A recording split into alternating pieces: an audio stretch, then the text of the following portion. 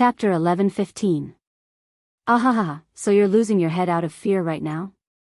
Emoya, who hadn't returned for an entire night, called Luo Nan the next morning. She laughed quite unrestrainedly after listening to Luo Nan's account. Luo Nan frowned. How could it be that serious? You're acting like this. You're like parents who have muddled along for over a decade. When their child is in his rebellious phase, or even later, they suddenly discover that their child is completely different from the growth model they expected. They feel that the product they nurtured for so many years is basically going to be scrapped. It's impossible to reforge it. Then they panic in despair, not knowing what to do. Isn't this the feeling? Luo Nan continued to deny. It's not that exaggerated. You're using this as an analogy. It seems like you've experienced it before. It's fine to just observe. Observe the mental processes of Mr. Mo Haihang and Mrs. Luo Shuqing a few years ago. You can more or less learn a few things. Of course, I've also gotten involved in this mess myself. Huh? Luo Nan's mind went blank. You? That's right. Did you forget? I'm the one who provided you with the Dream Fund. I funded a 10-year-old kid to do a drug experiment. Even though the results are pretty good and the return on investment is super high, I was quite anxious when I recovered from my second Chinibu. Hee, so your funding was the choice of a Chinibu? Could it not be? In order to take care of your so-called dream, there was an extremely high possibility of harvesting a younger brother who overdosed on drugs and died. Just thinking about it makes my hair stand on end, okay? As Emoya spoke, she also sighed. From this point, I can understand your current feelings. Thank you, little brother. You've worked hard. Emoya soon laughed. How should I put it? I still feel like you're overreacting. Even though you may be the one with the most power in the family, you don't need to burden yourself with Rui Wen's matters. You need to know that the loss of her memories before she entered the family wasn't caused by you. Even though she was brought into the family by you, you're just an older brother in terms of family ethics. You're not a parent. But Aunt, she certainly wants you to take responsibility, right? You might really be the person that Rui Wen wants to be close to the most. Even 10 sentences from others can't compare to a single sentence from you. But you still have to look beyond the surface to see the essence. Did my mother want you to be the head of the household? Come on, they still have a long way to go before they retire, and they're the kind of people who worry a lot. How stupid can they be to let you be the leader of this family? There seemed to be someone laughing beside Emoya. It should be a woman. But Luo Nan wasn't in the mood to pay attention to these things. He just pulled the corner of his mouth. Then what does Aunt mean? She only wants you to look inward and arrange a mission for you at home so that you will have a sense of belonging as a family member, instead of being a so-called world-class expert who goes to the upper class for no good reason and considers the life and death of mankind every day and night. Emoya concluded, this is a scheme, a family scheme. You're right. Luo Nan pondered for a moment and felt that it made some sense. But he soon came back to his senses. But aren't you off topic? What you've said to me, I admit it's reasonable, but Rui Wen, what's the situation? What should I do? This. Emoya was clearly stumped. When all is said and done, you don't know. I only have you as my experience in inexplicable success. I'm going to take this out to deal with Rui Wen. Let's not talk about anything else. You. Can you be at ease? Emoya's reply was bold and confident, but she soon admitted, her reaction really is quite unexpected. Luo Nan sighed. Emoya seemed to be talking to someone beside her. A short period of time passed before she spoke again. Don't think too much right now. People like you will go overboard when you think about things. But it's not necessary right now. It's best to observe first. Of course, you can't observe her in a monotonous and simple comfort zone. You need to push her into a relatively complex environment. My mom is more proactive than you in this regard. We don't blindly believe in Rui Wen at this time. We believe in the ability of this family to protect her. Luo Nan went, oh. Besides, there's still you. Even if there are some problems or accidents, you'll definitely be able to fish her out in time, right? Definitely. Luo Nan still had this sort of confidence. Then it's settled. You don't need to worry about Roy when suffering any psychological trauma or the like. A person's character is often warped and expanded under layers upon layers of obstacles. In the end, it is molded. Some people are simply chiseled with knives and axes. From childhood to adulthood, from birth to death, they are all molded and changed. Isn't this an unavoidable process? The process of molding a character isn't a disaster. Even molding a freak isn't counted. Only by completely negating its existence from its roots. That's it. Luo Nan blinked his eyes. Even though it's great reasoning, it sounds pretty good. So please seriously consider whether or not Roy wants to seize this opportunity to make her debut. It's nothing. What I'm saying is that you can first observe her situation in the school environment when she's not skipping class. Right now Luo Nan was sitting inside gear on the north bank. He was sitting in a leisure booth in the public activity area at the edge of the sandbar waterway. He was speechless for a time. How could he explain the fact that Roy had blatantly skipped most of her morning classes and was already heading in this direction to meet up with him? Forget it. Luo Nan slapped Jerry's head, who had popped out from who knows where. He decided not to think about this sort of lousy matter this morning. He hung up the phone and drank the fruit juice on the table in 2 or 3 gulps. He asked for another cup for Roy, preparing to pack it up and take it down to the underground laboratory. This little girl shouldn't like to be in front of people. Luo Nan was absent-minded for a moment. Was this "shouldn't" what he was thinking? No matter what, he shouldn't verify this matter for the time being. Brother. Nan. Someone suddenly greeted him. When he said brother, he was clearly a bit restrained. This was mainly because he was in front of people. Luo Nan actually greeted Senior Tian in a very natural manner. The person who came was Tian Chi of Acumen College's Advanced Teaching Department. He was also Senior Tian Ci's cousin, and he was older than Luo Nan by 3 to 4 years. He called Luo Nan brother in his heart. After all, he was a child who had been beaten up by the reality of society. He just couldn't wipe his face off in front of people. However, Tian Chi's gaze followed the illumination lights and cast into the bottom of the lake. He saw the enormous devil ray swimming lazily in the deep waters, and his greeting became even more sincere. Brother Nan, it's been a while since I've seen you in the society. I heard you took a leave of absence from school. Yeah. I've been running around a bit more lately. Even when I come, I usually go to the laboratory. I understand. Tian Chi's gaze unconsciously glanced at the devil ray at the bottom of the lake. Actually, many people in the Mystic Arts Research Society knew that this dangerous mutant that had been tamed disappeared for a period of time last month. It only returned at the beginning of this month.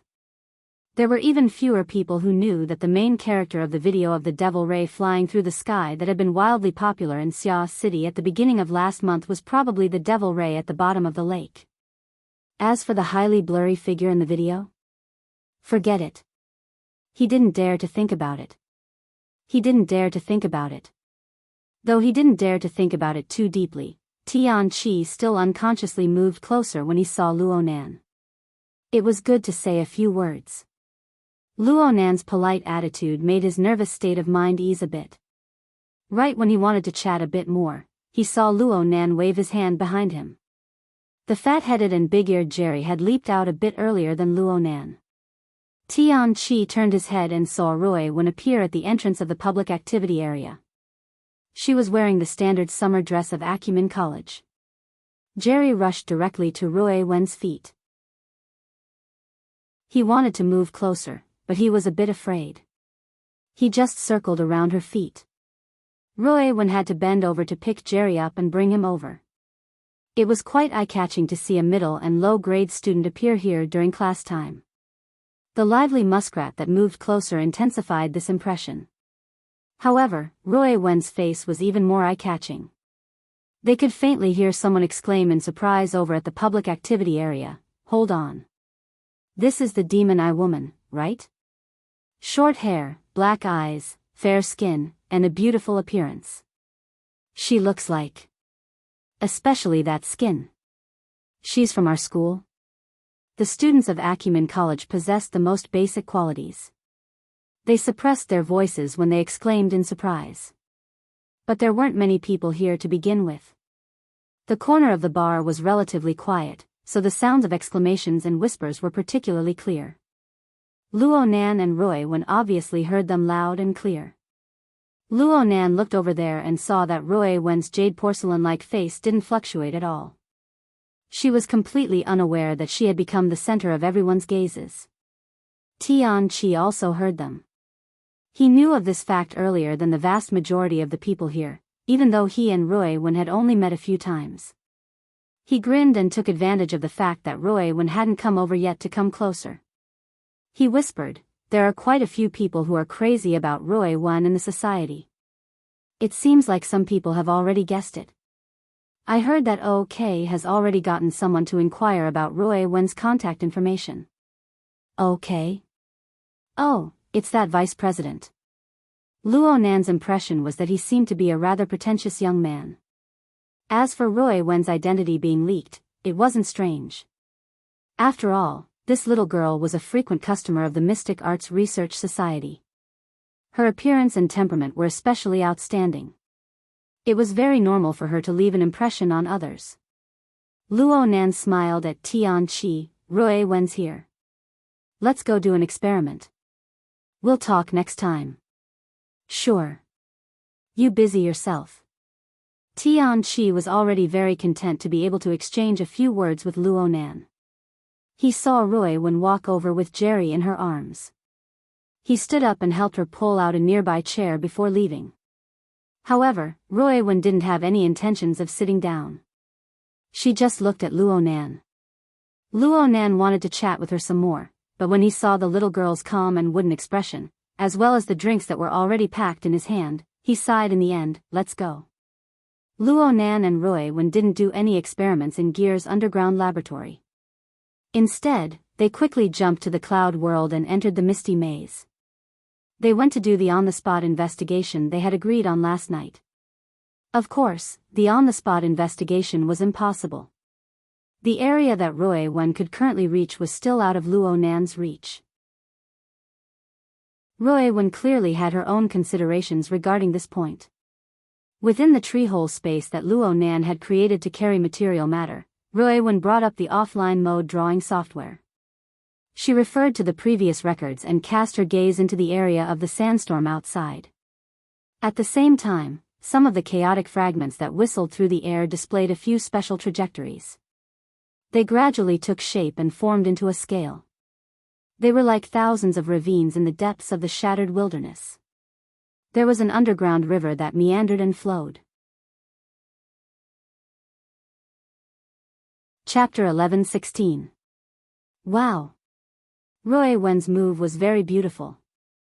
Luo Nan knew that Roy Wen had used some sort of method to transfer the sketches stored in her drawing software into the mist maze. This allowed the fragments of her domain to possess activity for a short period of time, becoming the medium for her drawings. This was similar to Luo Nan's previous demonstration using water vapor, but the difficulty was far higher.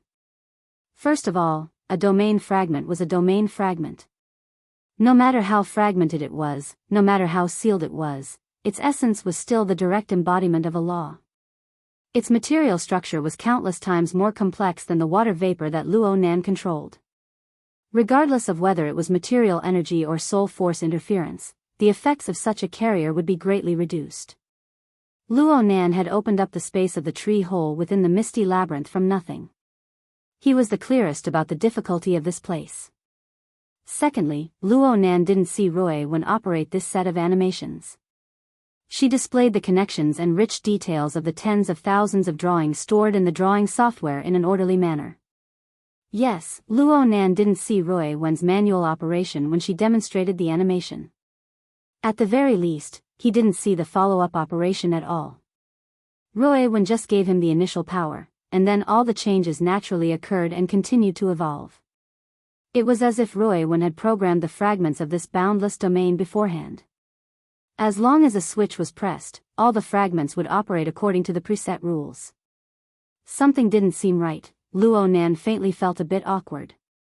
He wanted to analyze it more seriously, but the content that Roy displayed attracted his attention at this time. This seems to be, Luo Nan snapped his fingers, and the lens nebula suddenly expanded from a miniaturized state at the very center of the second level of the tree hole space. It was like a gradually magnified starry sky seen in a lens, revealing more and more details. It was useless to have too many details. Of course Luo Nan was able to see that Roy's drawing had been simplified to a certain degree. He had scaled the lens nebula to a similar scale, making it a bit more intuitive. Luo Nan made a slight comparison and came to a preliminary conclusion. This radiation zone hasn't been monitored yet, and you're relying on the inner layer. You don't want to live anymore. He unconsciously raised his voice and glared at Roy. You're already listening in, Raven replied. There's no result at all, okay? If you take another step forward, won't you run into the Sunwell Extreme prison? Do you still want to live? It's still a long way off. Roy's reply was even simpler. Luo Nan pressed her head. Is the concept of near and far appropriate here? Roy remained silent. As long as Luo Nan had the time in the near future, he would certainly go to the tree hole space to conduct an eavesdrop. He would also make the relevant records. He would combine the boundless fragmented data with Roy's search records to slowly trace the outline of the misty maze. He didn't dare to say that he had a complete grasp of it, but he had a general understanding of it. The core of the maze was, of course, the Sunwell Extreme Hell. It was a place where the two unimaginable forces of order and chaos locked together. It was both violent and balanced. Luo Nan didn't know how far the other side was from him. The concept of near and far wasn't suitable to be used here. All he could sense was the pull and radiation of this powerful existence. It was very likely that what he had been paying attention to all this time was just a projection. The main body was still countless light years away. But it was also possible that he would fall into the fatal gravitational sphere if he took another step into the misty labyrinth. It would be impossible for him to climb out. Luo Nan had consecutively created two world-class events, the light of the polar domain and the daytime nightmare, within half a year. He understood the terror of the Sunwell Extreme Hell better than anyone else. Therefore, he could only stay a respectful distance away. He even had to intentionally distinguish and avoid the eavesdropping. The remaining areas that could be eavesdropped and traced were the main parts of the lenticular nebula. Basically, they were the perceptible areas that had been contaminated by the local space-time rules of Earth. Luo Nan made a simple division of them. The first type was the radiation zone. It seemed that the two grand forces of the Sunwell Extreme Hell had collided in opposite directions within these areas. It was unknown how many years had passed since the collision, but the shockwaves were still tenaciously continuing without stopping. Of course, it was more likely that they were affected by the powerful and contradictory radiation of the Sunwell Extreme Hell, resulting in the continuous impact and collision. They also carried out a complex fusion. It was as if they were verifying the interlocking equilibrium of the Sunwell Extreme Hell, but they weren't completely successful. This was the main melody of the misty labyrinth. The other type was the safe zone. Luo Nan's Luo clan's sandwich domain, which bore the space of the tree hole, was located in the relatively quiet periphery. These areas were clearly affected by the local spacetime of Earth. They were the main forces that collided and formed the cloud world. Currently, they could be considered the underlying structure of the cloud world. Strictly speaking, the distribution of this structure didn't have the concept of up, down, and four directions. The division between the inside and the outside was very blurry. It was highly complex and highly distorted, going against the daily experience of humans.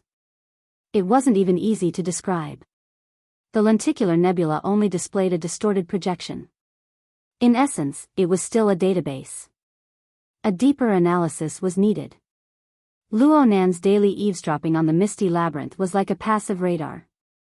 Although the amount of data he processed was large and there was a lot of noise, he was able to avoid making contact with the sun while extreme hell. He did the basic work bit by bit. It was solid and safe. He wasn't the only one who was safe. Roy-Wen was safe as well. As long as he was effectively eavesdropping, the little girl should be able to come and go freely in the safe zone and even within the range of the eavesdropped on the radiation zone with her ability of body and soul merging.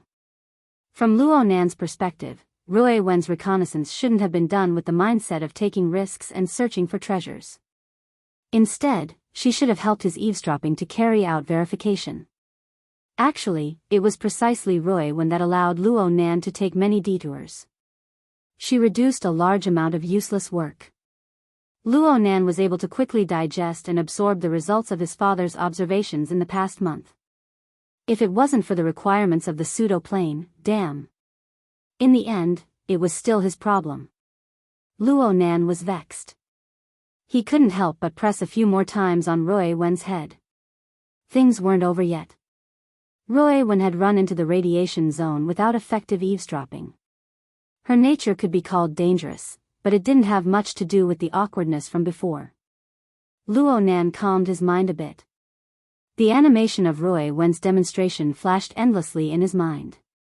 It corresponded with the area within the lens nebula that he had just begun eavesdropping on not too long ago. It was a familiar yet unfamiliar area. He tossed aside the details that he couldn't delve into and just locked onto the skeleton depicted in Roy-Wen's sketch. It was probably a few relatively large fragments of the domain or the fusion of fragments. These large masses of things were manifested on the lens nebula in the form of a fuzzy halo of stars. There were a few slightly bright stars scattered in the center. And under the cover of these stars was the final target that Roy-Wen had pointed out. It was just that this final target seemed to be hidden a bit too deep within the current lens nebula. And the location wasn't quite right. Luo Nan suddenly had a guess. He aimed at the area that Roy-Wen had displayed. He even wanted to use his hands to measure the star atlas. This wasn't necessary. The eavesdropping and mapping image of the area was the result of his and Roy-Wen's hard work. The answer actually lingered in his mind. Using his eyes and his hands was nothing more than confirmation. Yes. Strictly speaking, the image of the radiation zone without effective eavesdropping on the lens nebula was different from the final image of Roy-Wen's demonstration. And it wasn't the same as the one at the very front. Luo Nan felt that Roy-Wen's drawing skills were immature at first. Her simplification wasn't appropriate enough, resulting in a distortion. But now, let me see those drawings. Roy-Wen obviously wouldn't refuse. She immediately brought up the work area and displayed the tens of thousands of drawings in the background. Due to the large amount of data to be processed, the refresh process wasn't too smooth.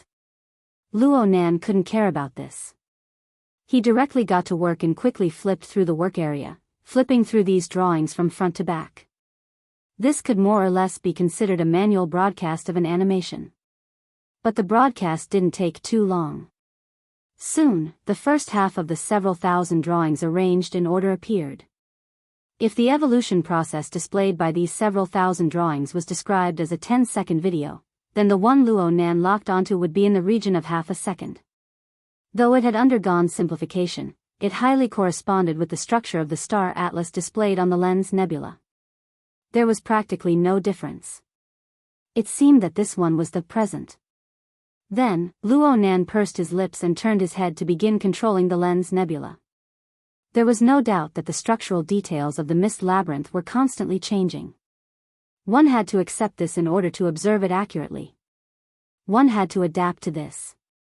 For this reason, even though the data that constituted the star atlas could be described as a sea of data, both Luo Nan and Luo Zhongheng did their best to preserve the crucial process data. They recorded the instantaneous appearance of every node of the mist labyrinth. Blurry was counted as well. Luo Nan was tracing back to the previous records. He slowly pushed the structure of the mist labyrinth displayed on the star atlas forward. Actually, he was completely capable of retrieving a single photograph. Even if the lens nebula was intrinsically distorted and unreal, the astronomical amount of data was placed there. It would consume quite a bit of mental effort to realize the dynamic changes. But Luo Nan felt that it was very necessary. Thus, after approximately 5 days or so, it was still the same cluster of stars that alternated between light and dark. However, the main skeleton that was constructed from the bright stars, after a slight adjustment of the angle and position, astonishingly formed a nearly perfect correspondence with Rui Wen's initial sketch. Luo Nan also confirmed a step further. This process of tracing back was simply the first half of Rui Wen's demonstration animation, played backwards. All right. This is the past. Then, the ones that haven't been monitored yet, are they the future? Luo Nan stopped. His forehead and the back of his head were slightly sweating. One reason was because of the mental effort consumed. The other reason was because he suddenly discovered that his talent and strength towards Rui Wen, he never understood it from start to finish. Chapter 11:17. Luo Nan had sensed something during Rui Wen's demonstration just now. During the entire process, Rui Wen had only used her initial power from beginning to end. She had pushed the initial sketch, and then everything had operated according to the established procedure. There really hadn't been any other interference in the middle. Luo Nan's awkward feeling stemmed from this. He had misunderstood earlier. Rui Wen hadn't drawn the results of her own observations into images and then demonstrated them.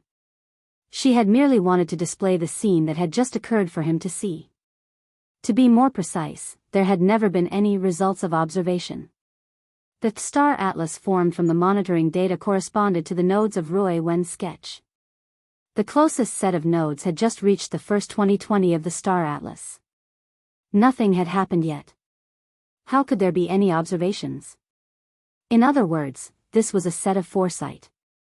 It foretold the development and evolution of a portion of the radiation region of the mist labyrinth in the future.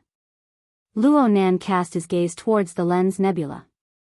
He felt the astronomical amount of data corresponding to every instant within. He thought about the amount of computation required for the dissipation and convergence of every detail. He went silent for a time. Of course, this was just a guess. As for whether or not it was true, it was still faster to ask Rui Wen. Rui Wen, is this the result of your predictions? Rui Wen thought for a moment and answered, I see a bit. I see. Luo Nan didn't know how to respond for a time. Rui Wen rarely used rhetorical techniques when she spoke. She usually wouldn't say things like descriptions or comparisons. So, when she said she saw it, she really saw it? It would have been very hard for Luo Nan to think about this a month ago. But during this time, the inconceivable perceptual mode that came from the magnetic optical mica was gradually changing Luo Nan's observation and thought patterns. The appearance of this world was becoming more and more different from what it had always displayed over the past decade. Whether it was living things, inanimate objects, material objects, or the void.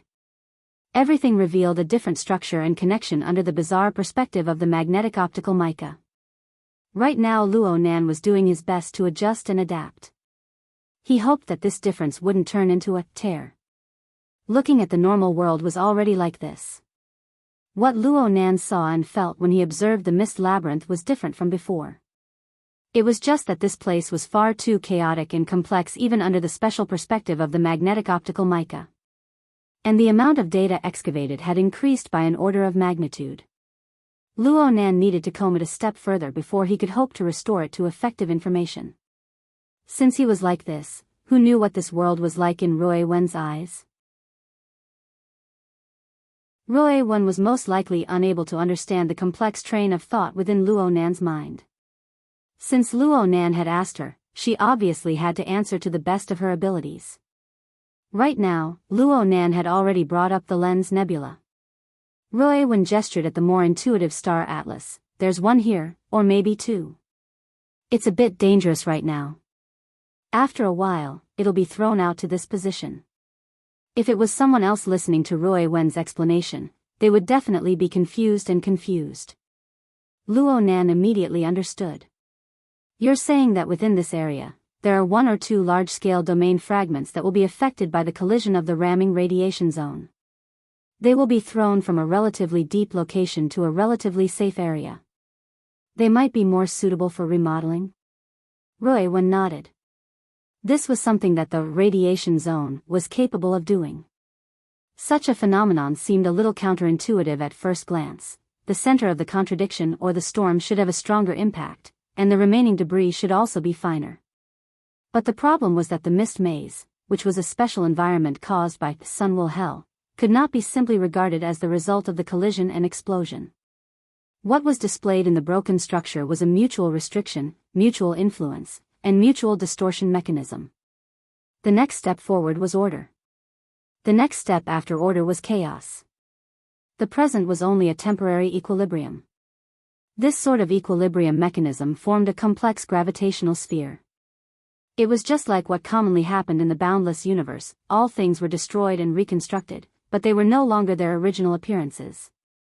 And this led to a direct result. The closer one got to the danger zone of the gravitational sphere, the more resources one could use. The chances of picking up scraps in the periphery were far, far too low. Luo Nan sighed and rubbed Roy Wen's scalp with force. So you know the danger. It can be used. Roy Wen didn't resist. She just emphasized this point once more. Since you said it, of course I believe you. It was rare for Roy Wen to say such accurate words. Luo Nan really didn't dare to refuse. He was afraid that this little girl would take things too hard and run into the radiation zone to dig anew. It would be good to take advantage of this opportunity to let her slow down. Since it was decided, Luo Nan subconsciously began to draw up a plan in his mind. According to Roy Wen's demonstration of the transformation process, it would take around 3 months for 1 or 2 large-scale domain fragments to be thrown out. It could be said that time was ample, but it could also be said that he was nervous. First, he needed to conduct a step further of monitoring. He needed to gather more data and verify the trend of transformation that Roy Wen demonstrated. Doing this to the radiation zone would more or less require some risk. It was just that it couldn't be compared to what Roy Wen had experienced. Naturally, he needed to arrive there and make contact with that place. Only then could he truly confirm and carry out the transformation project. But even at the end of Roy Wen's demonstration, the location of the large-scale fragment was at the edge of the radiation zone. This edge wasn't a simple outer region. It was a relatively safe zone within the distorted maze structure. He needed to properly plan his route if he wanted to arrive.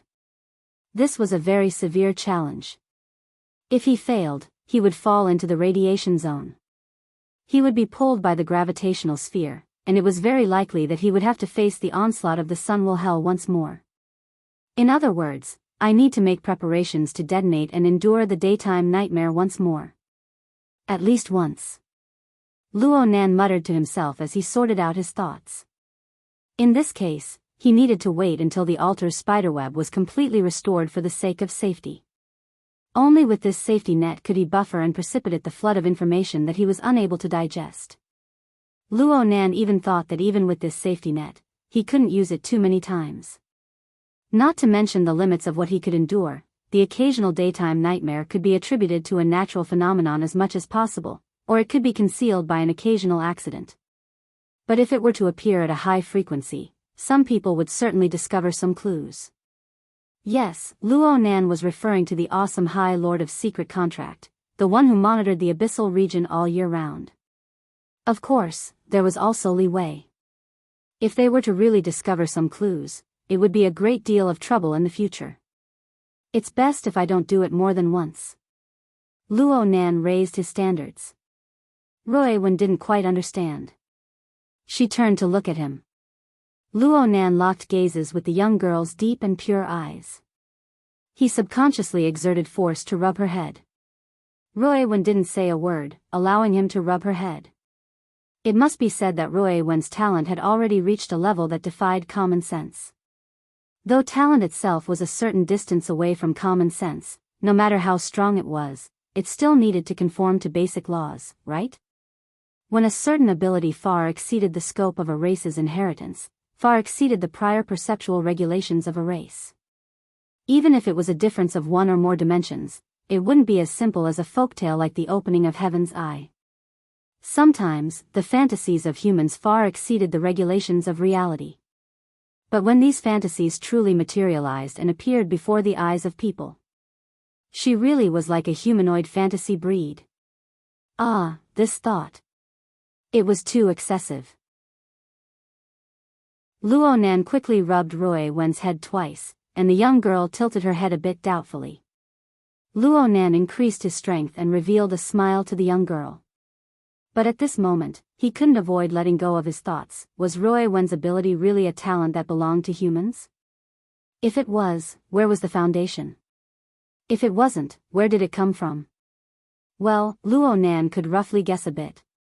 After leaving the misty maze, Luo Nan let Roy Wen return to class. He quickly dialed a number. "Mr. Blood Demon, I want to ask you about something." Right now, Blood Demon was already a key figure in Luo Nan's communication with the Eye of Secret Deeds and the Starry Sky Club. This person was deeply involved in the follow-up global census project.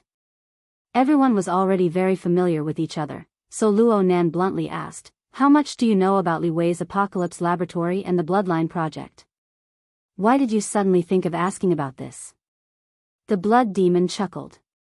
It was obvious that he was adjusting his mind. "Aren't you preparing for the global census? Speaking of which, I've been waiting for you here in Ha City for quite some time. It's a mess over here." Luo Nan was a bit dissatisfied with Blood Demon's vague attitude.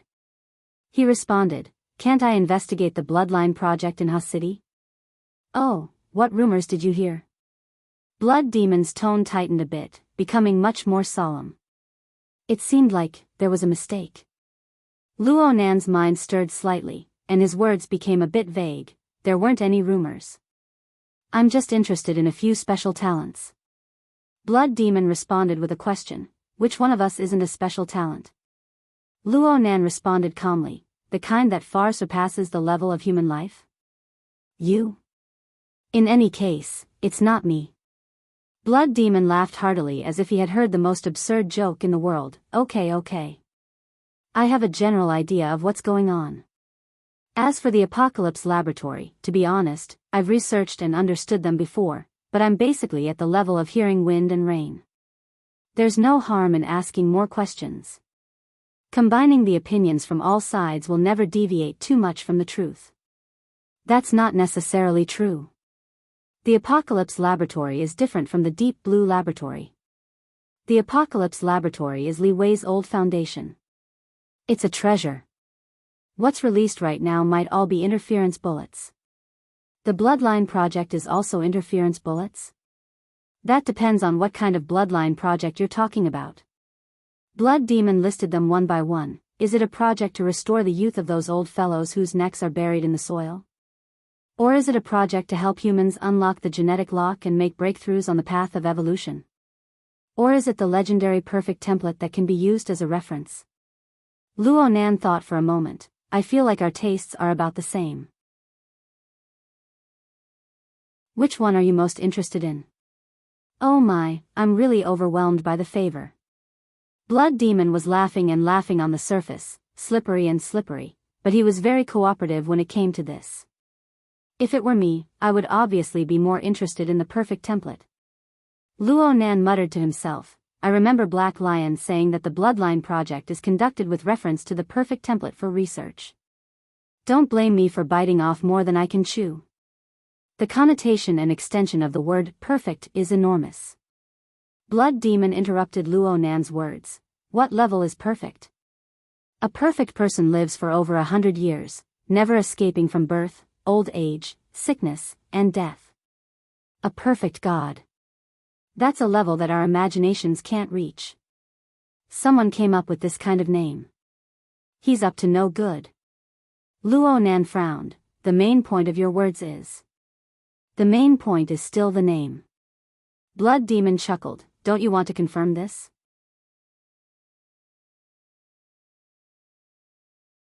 Chapter 11:18. No, I just wanted to ask about Roy Wen. But now you've changed the topic. Luo Nan wasn't sure if Blood Demon had truly misunderstood, or if it was intentional. At a time like this, listening more and talking less was correct, but it was hard to understand without a head or tail. Luo Nan added vaguely, "You can help me sort out the clues." Blood Demon gladly agreed, "There are some things I need to ponder over." The Deep Blue project has been in development for less than a decade. The related products come one generation after another. The military's similar self-research projects are suppressed to the point where they can't lift their heads. The Bloodline project was established a generation earlier than Deep Blue. Not a single reliable rumor has leaked out, but there are still people madly pouring money into it. As far as I know, similar projects that are unrelated to the Apocalypse Laboratory have received less and less sponsorship in recent years. Especially the funding from the top circles of the rich and powerful. Oh my, it's truly a tragic sight. What does this mean? It means that your investment has failed. Luo Nan responded in his mind for the first time, but he remained silent in reality. The Blood Demon didn't have the ability of telepathy. He continued, "Is it because those rich people who have buried their necks in the soil are staking it all on one throw? Do they trust Li Wei that much? Do they trust this highly dangerous fellow of unknown origin? I can believe that one person is retarded, but all of them are retarded. It's better to believe that Li Wei has cast a collective curse on them." Luo Nan felt that Blood Demon could be a bit more direct. "So, brother, you need to know that Li Wei is a fellow who is very good at persuading people. He is the expert who knows how to fight for research funding. He's on a completely different level than those great hoodwinkers who are used to using PowerPoint to tell stories. He's much better at using facts. At the very least, the salivating prospects that are based on a partial truth to convince people." The Li Wei that Blood Demon spoke of sounded more like the boss of a school. Luo Nan's lips twitched. So, the results of the Bloodline project have already been placed before those people's eyes. They have obtained approval. Yes, they should have achieved extraordinary success. Luo Nan's mind suddenly stirred when he said the word extraordinary. A few faintly discernible figures quickly flashed through his mind, but his mouth didn't pause. If you want to prove your success, you have to do it in a circle that's neither too big nor too small. Success itself needs some fame, but you have to do it discreetly. Most of the time, you have to change your appearance. It's still success, but what they think of as success is different from what we think of as success. In the end, the Bloodline project is a project to study people. Its most convincing results are also people. Such as Roy 1, Luo Nan's understanding of the Bloodline project suddenly deepened by a level as he thought back to the matter of the 2000th young miss. That was how it was strung together. No wonder the Blood Demon kept mentioning names after he suspected that there was a misunderstanding. It was true that only the names that were deeply related to the Bloodline project could prove the real value of the Bloodline project. If he added the keywords that caused the Blood Demon's misunderstanding, Ha City, which famous person in Ha City? Forgive Luo Nan for his shallow knowledge, but he only knew of one person. Apollyon. The one who was publicly acknowledged as one of the 16 strongest extraordinaries, the one who dominated the new continent, and the one who formed a restrictive contract with the High Lord of the Secret Contract, was actually related to the Bloodline project? In that case, what was the purpose of High Lord's Secret Contract's challenge? The background behind the scenes was much more complicated than what he knew. Luo Nan couldn't figure it out for a time. Naturally, he had to ask again. But there was no need to mention Apollyon's name at this time. The main thing was that he could feel that the name Blood Demon spoke of was not singular, but plural. So he might as well speak a bit more openly. "Mr. Blood Demon, I'll ask you this. There are less than 100 extraordinaries standing at the apex of the world right now. How many of them are related to the Bloodline project? Or perhaps they were released by the Apocalypse Laboratory?" These words lingered in Luo Nan's chest. Luo Nan's mind was truly awed when he actually said them. Li Wei's influence on Earth had already reached such a deep level. It was probably because Blood Demon had long since made up his mind. Luo Nan just laughed out loud when he pointed it out. "From what I'm saying, anyone who is close to the Apocalypse Laboratory and Li Wei is a suspect. There's no need to talk about Wang Yong that day on the ship. It's possible that Tu Gu. Thousands of miles away, Luo Nan shook his head slightly when Blood Demon spoke of Tu Gu. But he didn't interrupt Blood Demon's words. Luo Nan continued to listen. A bit more extreme. After Li Wei took control of the Deep Blue World and established the Apocalypse Laboratory, any extraordinaries who are close to him are suspects. After all, the extraordinaries have only appeared for 30 years or so from the time they have grown to their current scale. It's not a short time, but it's far too fast when it comes to the level of human evolution. It's so fast that it feels unreal.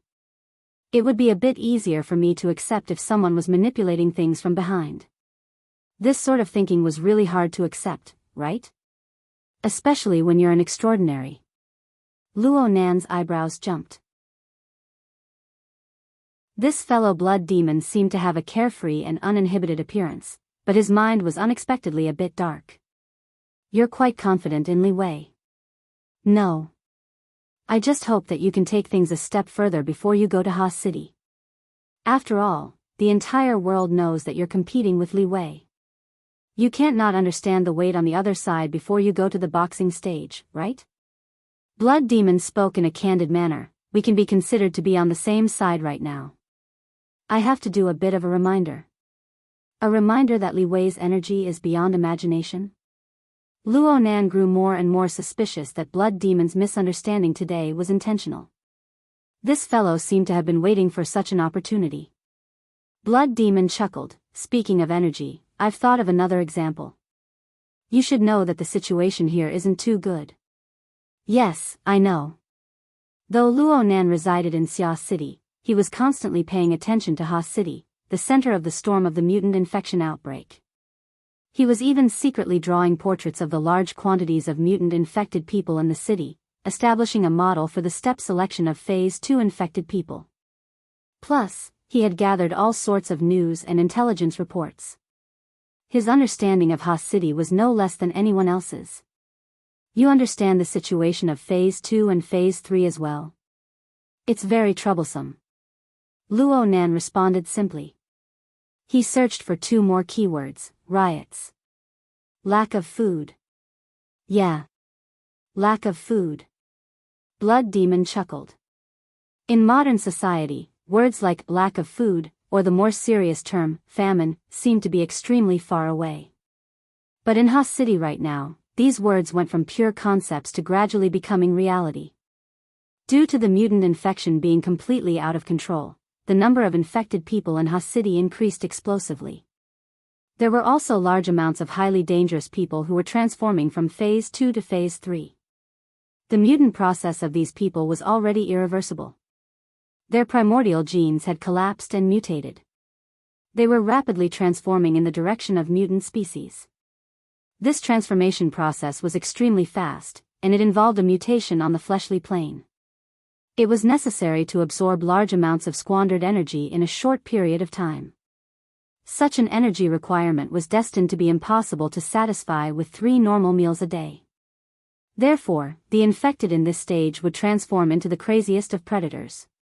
Under the drive of chaotic and manic emotions, they would seize all resources that they could use. Things that could be edible and digestible were included. From ordinary food to other fleshly creatures, including people. In a normal city, the appearance of 1 or 2 infected people like this could lead to a series of bloody cases. And in today's Ha City, there were far more than 1 or 200 or even 1 or 2,000 infected people. Thus, riots, massacres, and even famines emerged as the times required. Mutant conversion was an inefficient energy intake method that relied on probability. It would inevitably lead to a large amount of waste. In addition to the influence of social unrest, Ha City's basic mode of existence as a modern metropolis had nearly completely collapsed. Luo Nan was recalling and also monitoring Ha City's situation in real time. If Ha City continues to be in this state, the aid will not be able to keep up. It will be hard to avoid a great famine. However, the current situation is more of a temporary phenomenon caused by accidents, right? There was no need for secret intelligence.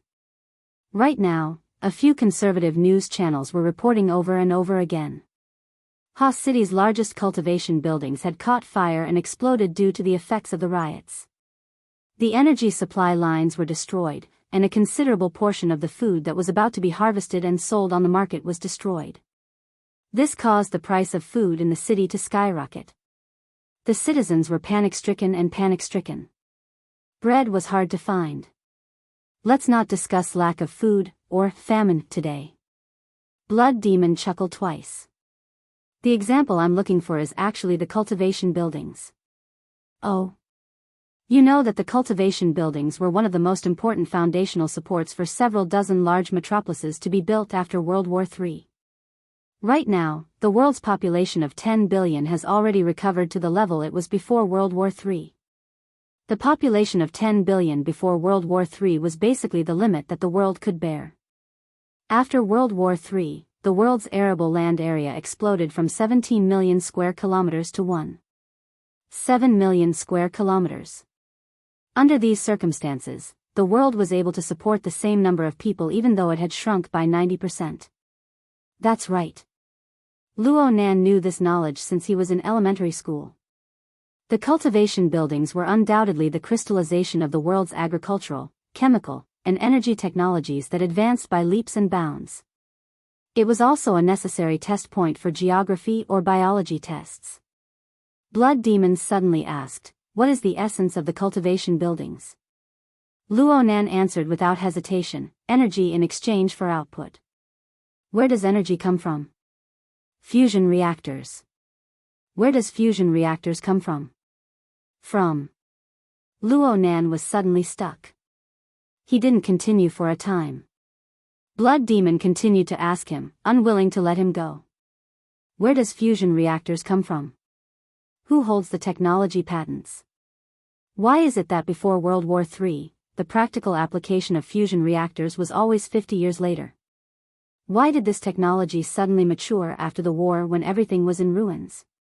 It went from practical application to miniaturization in one go? Luo Nan couldn't answer. Blood Demon still didn't give up. At present, fusion reactors still use magnetic confinement fusion technology. Room temperature superconductors must be used to form an ultra-strong magnetic field. Where does this special, cutting-edge material come from? Okay. Where?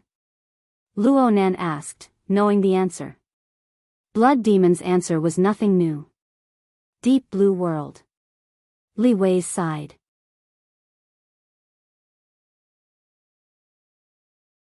Chapter 11:19. This time, Luo Nan just chuckled twice. Blood Demon gave him a few words of explanation. The Deep Blue World has a special mineral deposit that doesn't exist on Earth. The Apocalypse Laboratory calls it progenitor. Its specific properties aren't too clear, but it's said to be a half-energized marvel. It's extremely difficult to harvest. Some intelligence says that it's impossible to do with the current level of technology.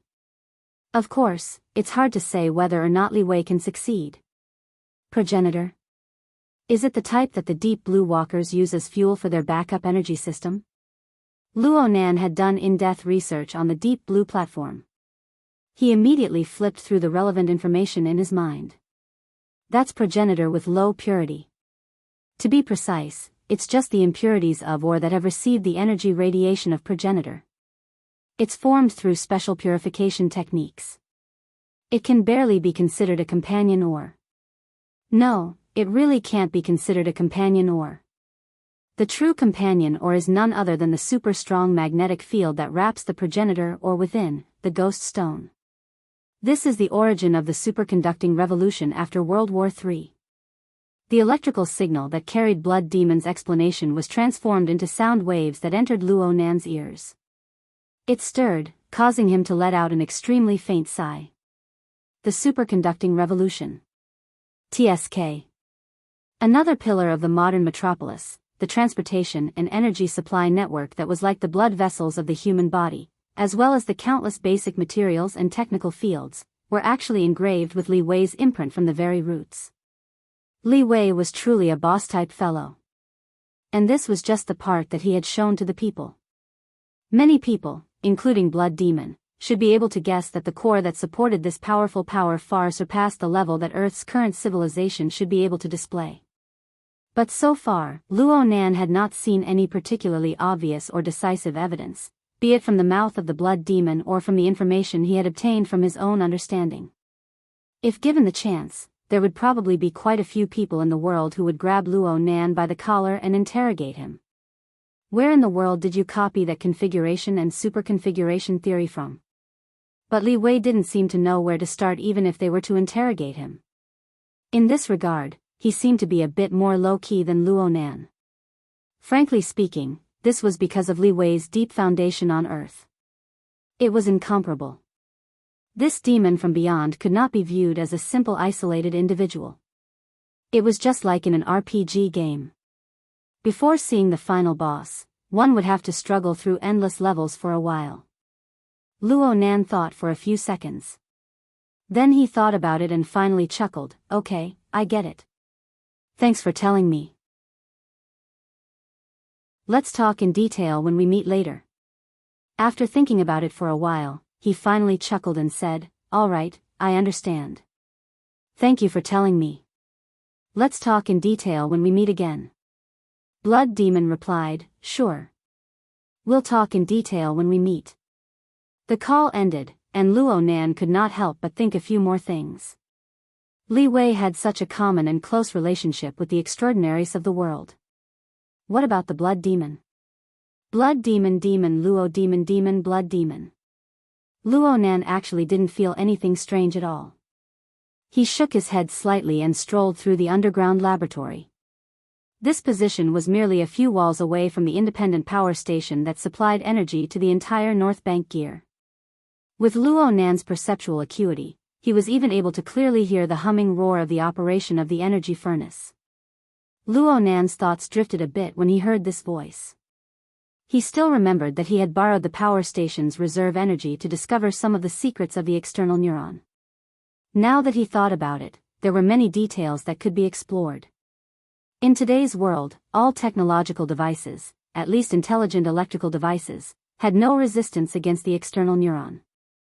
Well, it should be said that the dynamo core products that Luo Nan had seen were in a nearly defenseless state. At first, Luo Nan treated it as an extraterrestrial higher-level civilization crushing a lower-level civilization. But as he continued to study and research, especially after the experience at the relay station, he gained a deeper understanding of dynamo core technology. All sorts of functions that came from the unknown returned to the plane of reality. Some functional domains of dynamo core technology were more mystical than what Luo Nan imagined. But some of them still had inherent limitations.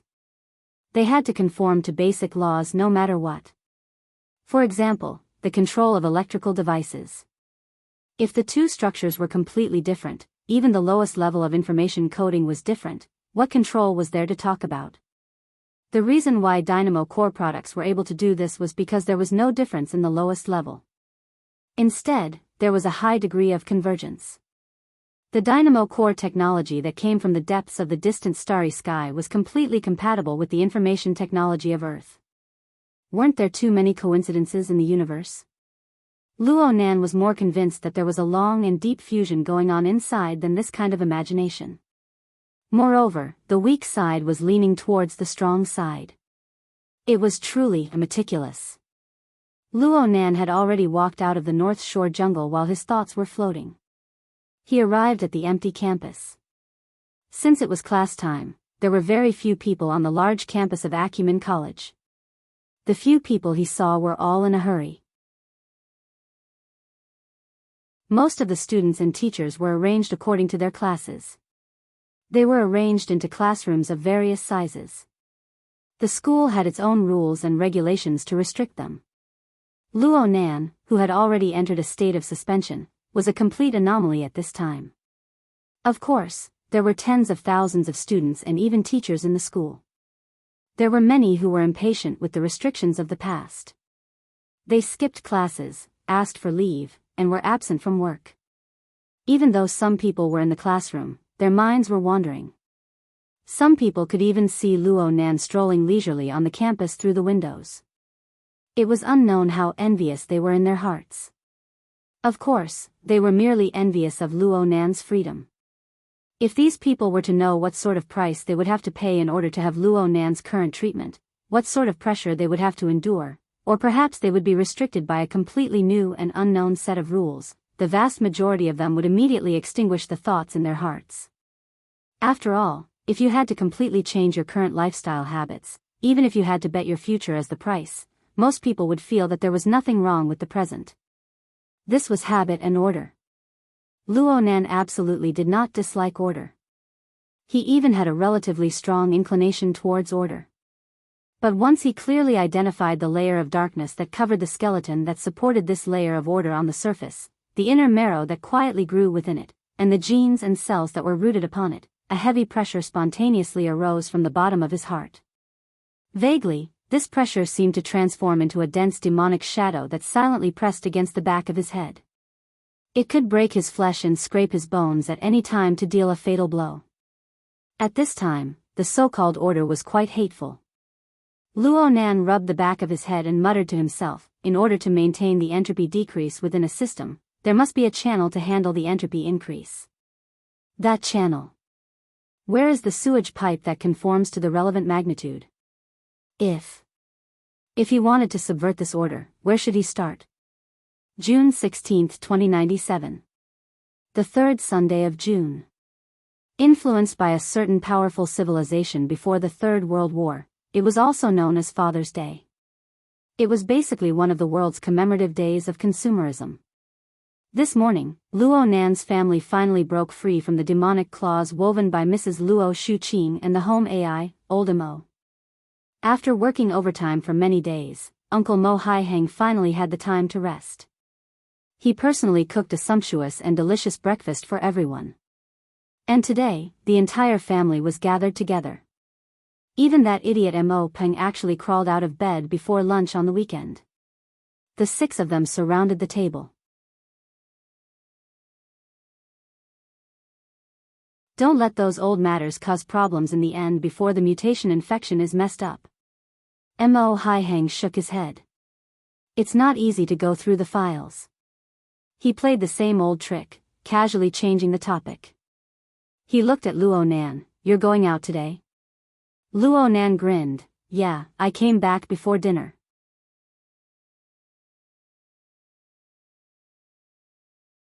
Chapter 11:20.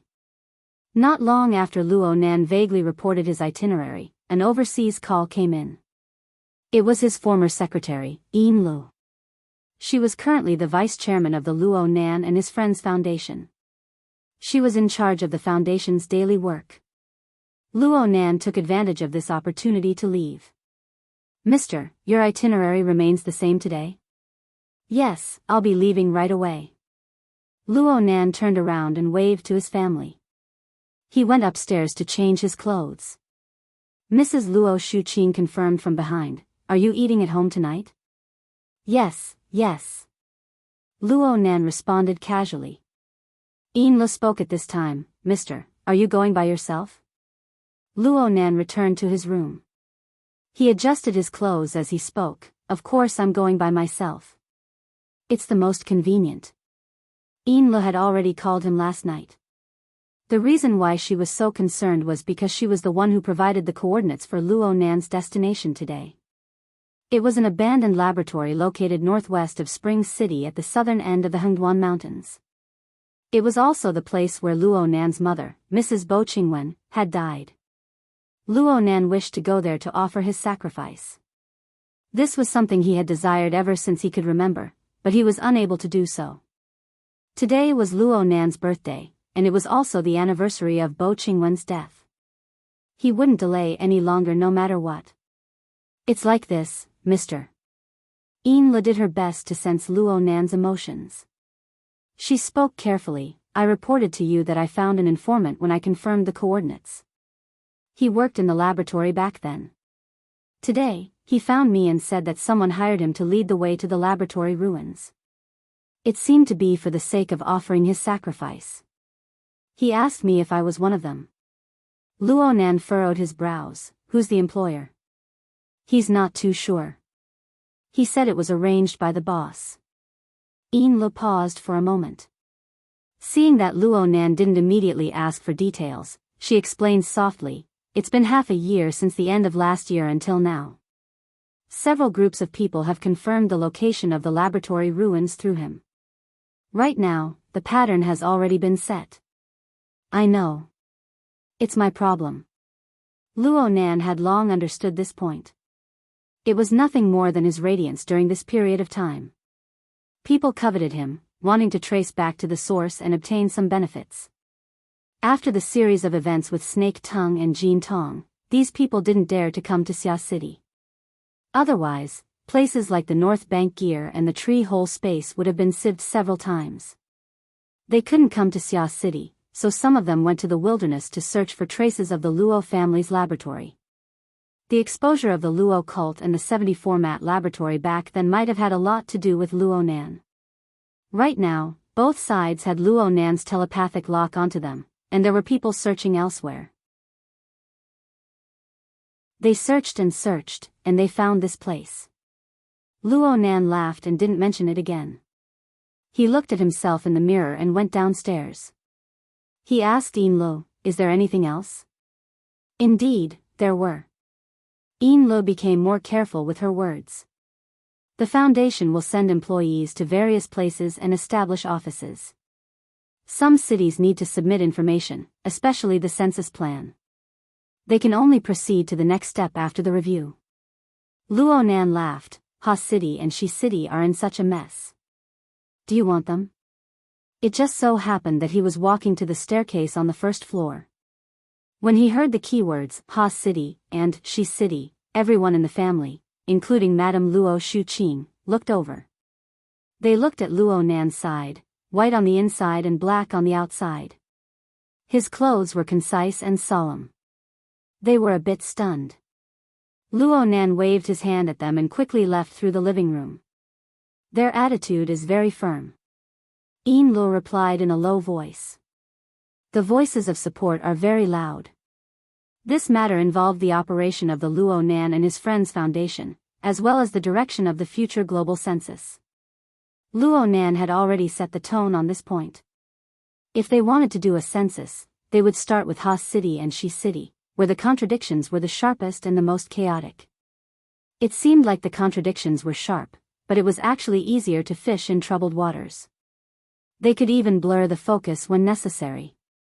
But to do all this, they needed the full support of the city administrators. Of course, the most important ones were Apollon and Bat Guru. Putting the latter aside, no matter how difficult it was to deal with Apollon, he had the eye of the secret contract to mediate in the middle. There shouldn't be any major problems. But Luo Nan had communicated with Blood Demon last time. He had to pay attention to the subtle relationship between Apollon, the Apocalypse Laboratory, and Li Wei. But before Luo Nan could pay attention, a demonic moth appeared on the other side. The census plan and a series of information could be coarse or fine. The audit could be lenient or strict. This was a common method used by the administration to control people. They didn't need to control people. They could grasp the progress through the plan and understand the substantial progress of the global census. If Ha City and Shi City were like this, then the 86 cities would follow suit. The Foundation wouldn't need to do any work in the future. Luo Nan wasn't angry when he encountered this matter. From his perspective, it was much better for Ha City to send a demonic moth this early than for the Foundation to toss and turn after it had fully started its work. On the contrary, it had the effect of a warning. Besides, who would really count on the Foundation to do a census? If the spearhead were to be pointed over there, it could be considered as helping to cover up.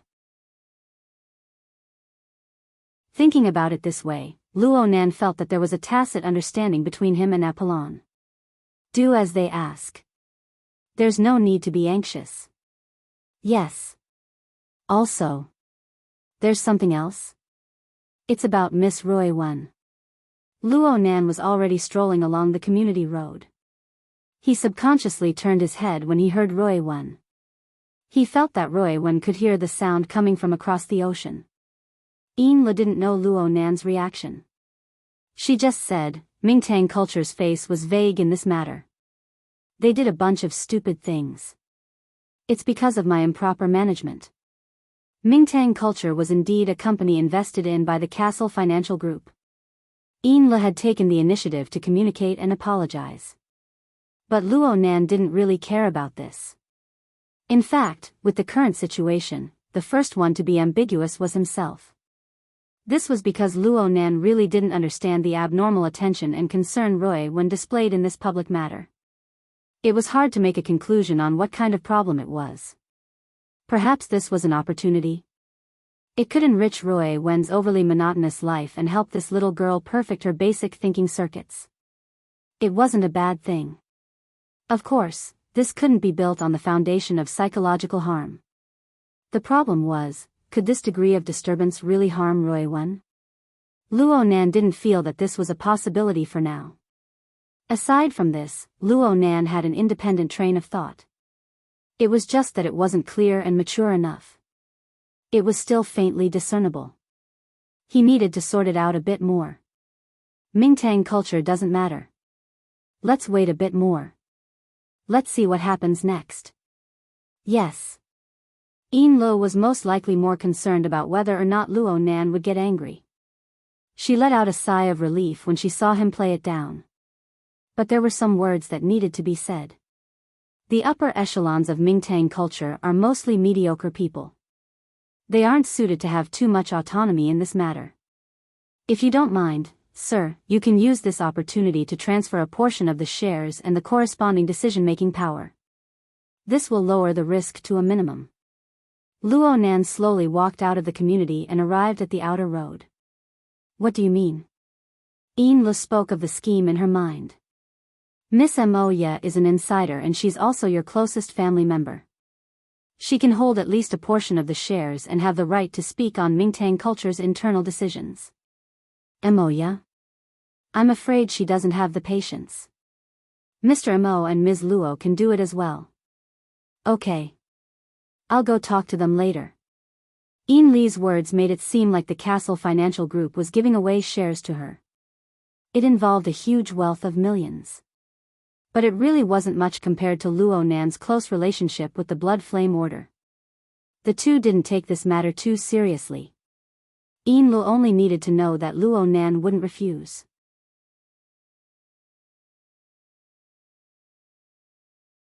The distance was quite far, and he didn't have the anchor point of the Horned Demon last time. It was hard to avoid a bit of power leaking out. The smoke and fire were a bit heavy, and it was hard to avoid President Ouyang's reprimand. Luo Nan just turned his head again. He used the position and height of the sun to confirm his current location in the cracked, deathly stillness of the wasteland.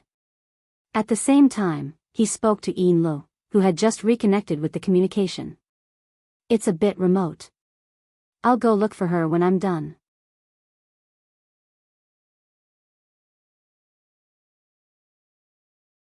Chapter 11:21.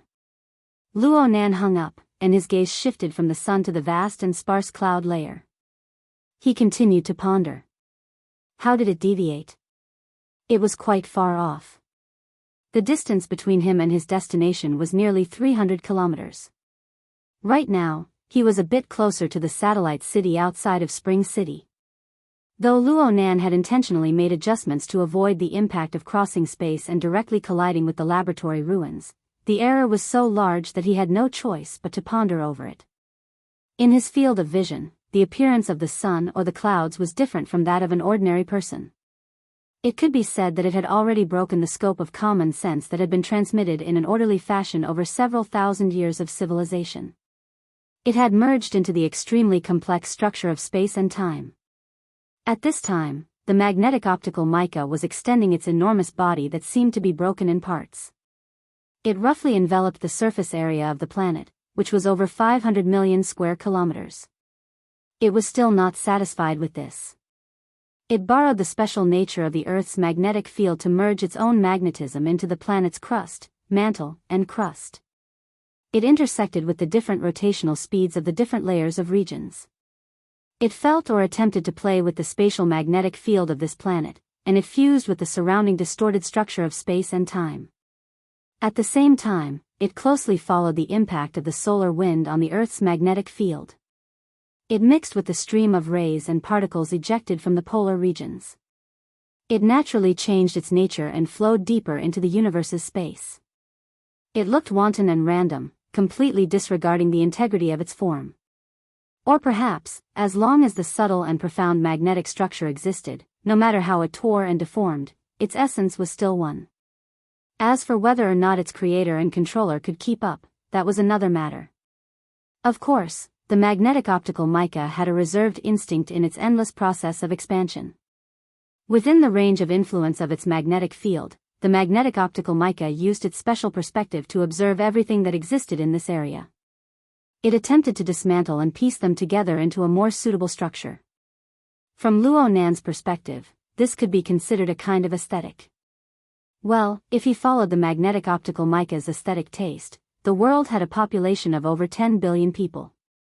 There were animals, plants, microorganisms, mutants, and other non-living existences that were trillions and trillions of times more numerous than humans. This included water, soil, minerals, and other non-living existences.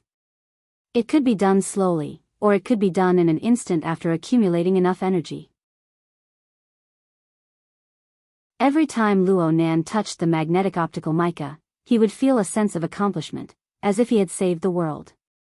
Fortunately, he managed to control this terrifying nature that humans could not understand, and did not let this being that he had created with the potential of a great monarch completely distort all life on Earth and even the space and time of its existence. The question was, who made this thing? No matter what, it was now under control. At the very least, there were no signs of it starting.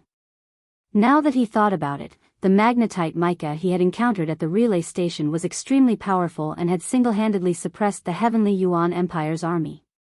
However, if one were to look into it carefully, it was probably also restricted by the poisonous environment. Its range of influence was greatly reduced, and it only occupied a single planet. The distortion of space-time environment was also not strong enough. As for the one on Earth, it was still controlled, wasn't it? Luo Nan's mind raced a few times before he found the root of the problem. The problem lay in the restrictions. It was precisely because of his restrictions that the magnetic optical mica was unable to completely mold the spacetime environment according to its aesthetic standards. There were certain rules and differences between the spacetime of Earth and Earth. When Luo Nan came over, he relied on the cloud energy phantom of the magnetic optical mica that covered the entire world to realize the teleportation and shuttle. He followed the laws of the magnetic optical mica, and this formed a certain deviation from the true environment of Earth's spacetime. Luo Nan's recent experiments had all been conducted in the vicinity of Xia City. Even if there was a deviation, it wouldn't be too obvious. The only time he had done a long-distance teleportation, he had anchored the remains of the horned demon. It didn't have any value as a reference. Sure enough, there was no such thing as a perfect success in the first experiment. It was easy to improve after knowing the problem. Luo Nan already had a plan in mind. If he wanted to borrow the magnetic optical mica's fast tunnel and eliminate the error inside, he would either have to release the nature of the magnetic optical mica and let the Earth's spacetime it covered distort into the way it wished to. Or he would have to perform a correction calculation between the magnetic optical mica and the local spacetime. This could be solved with a configuration design. Luo Nan obviously chose the latter. Even if he had to expend a bit more mental energy, it would save him 100 times more energy than when he used the Luo clan sandwich domain to forcefully break through the barrier between the two worlds and realize the teleportation leap. Then again, sometimes the stupidest method was the most correct method. If he wanted to go a step further in his understanding of spacetime configuration, he could refer to the experience of a senior sovereign rank fantasy breed like the magnetic optical mica, but it wasn't appropriate to borrow it too often. It was better to balance things out. Luo Nan pondered and reflected in the wilderness for a bit. In the end, he still had to go do proper business. The wilderness wasn't like the main roads of Xia City. As long as he left the metropolitan area, there would be countless dangers and troubles. In the end, he was near the outskirts of the city. The military had turned from defense to offense in recent years, slaughtering and driving away the extremely dangerous mutants in the surroundings. Even if there were 2 or 3 mutants that escaped the net, Luo Nan would be instantly warped by the magnetic optical mica from a distance of 10 kilometers away. they would be turned into mincemeat. Unfortunately, it wasn't enough to make a useful toy. Luo Nan didn't care about anything else. He recalibrated the position of the laboratory ruins and prepared to move over. But right at this time, a few reactions unexpectedly bumped into his core sensing network from the direction of Spring City. He turned his head. A surging yellow dragon had already risen in the boundless wilderness behind him. It was the sand and dust kicked up by off-road vehicles. The other party was heading in this direction at high speeds. Of course, Luo Nan could leave them in the dust in the blink of an eye, but he still stopped and looked back with a bit of curiosity. Not long after, several armed off-road vehicles that clearly bore the colors of the military appeared at the edge of his field of vision. It was just that they were limited by the uneven terrain of the hills, making them appear and disappear. The people within the thick armor certainly didn't have Luo Nan's perceptual ability. But with the support of the modern technological system, they utilized satellites and radars to form a network. They could still discover Luo Nan's existence ahead of time. This was under the premise that Luo Nan didn't deliberately conceal himself. Therefore, there were weapons on the armored off-road vehicles long before Luo Nan could see them. They locked onto the target from afar, and there were even unmanned surveillance drones flying towards them. Luo Nan raised his eyebrows. He just stood there, waiting to see how the other party would haggle.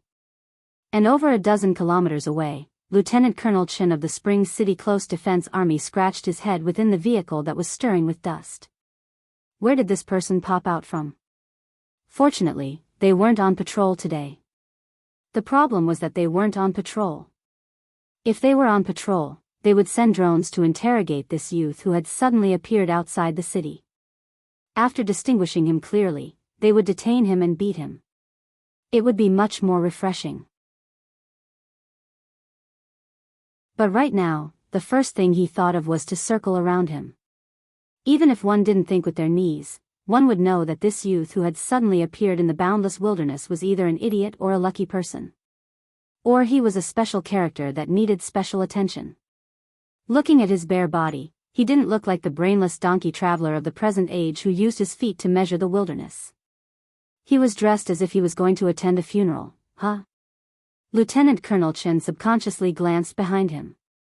This was because the key person in the escort this time was dressed a bit similar to the one over there. He looked behind him. The old man he was paying attention to was frowning and closing his eyes. He was doing his best to fight against his motion sickness. And the guide that he had specially hired was sitting there in a very restrained manner.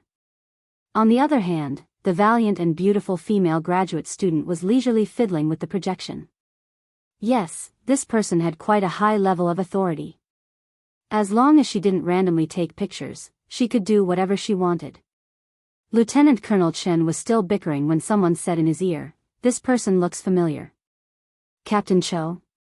Cho Wei, who was beside him, was a bit lower in rank than Lieutenant Colonel Chen. But he had the halo of a Spring City hero. He was also a full-time member in charge of this security mission.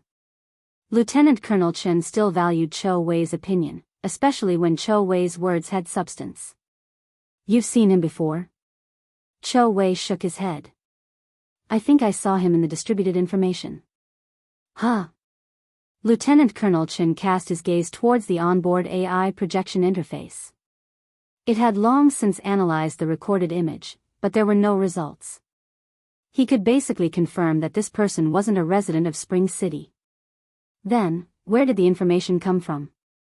Lieutenant Colonel Chen could only ask. As a burner, Cho Wei's authority in certain areas was above his. "Hello, Junior Luo." Before Cho Wei could reply, the female graduate student had already turned on the communicator. She was probably calling the school. Lieutenant Colonel Chen frowned. Before he could say anything, his sensitive ears heard a faint echo from the other side. "Senior Sister Tang? I see you." Ah. The one who was surprised wasn't the other side, but the one in the car. The other side laughed. "I see you too." At this time, on the projected interface of the AI, the teenager waved his hand in the direction of the camera. Very quickly, the other side gave a thumbs up, looking like a poor backpacker asking for a ride. Lieutenant Colonel Chen only felt that it was absurd. At this moment, two people in the car spoke at the same time. Stop the car. The one who spoke was the female graduate student who had called earlier. The other was Captain Cho Wei, who was beside her. At this moment, the car was only about 2 kilometers away from the teenager. Lieutenant Colonel Chen subconsciously replied, "Stop now. Bring him up." The female graduate student replied matter-of-factly. Cho He actually didn't object. Lieutenant Colonel Chen's brows were tightly locked. Due to his trust in Cho He, a professional, he still readily agreed. Stop over there for a moment. 2 minutes later, the armored motorcade stopped. The teenager boarded the car without a trace of politeness. His mouth was quite sweet as he repeatedly said things like, "Sorry for the trouble, everyone." As the commander, Lieutenant Colonel Chen actually didn't react. He just stared blankly at the information Cho He had pulled out. At this time, the old man in the back of the car who couldn't withstand the tossing and turning opened his eyes. He just happened to meet the teenager face to face. He was a bit muddle-headed from the motion sickness just now. "Hey, this is... You're Professor Wu." The teenager's attitude was very respectful. He still bowed in the narrow space. "I've often heard Senior Sister Tang and Senior Sister Tian mention you and Professor Pan." The old man in the car was Professor Wu Zunliang. He was older but his mind was first class. He was startled for a moment before he straightened his back. Tian Si. You're... Yes, she's mentioned you many times. Qingwen and Zhongheng's child, Luo Yuandao's grandson, Luo Nan. Luo Nan bowed again. "It's me, Professor Wu."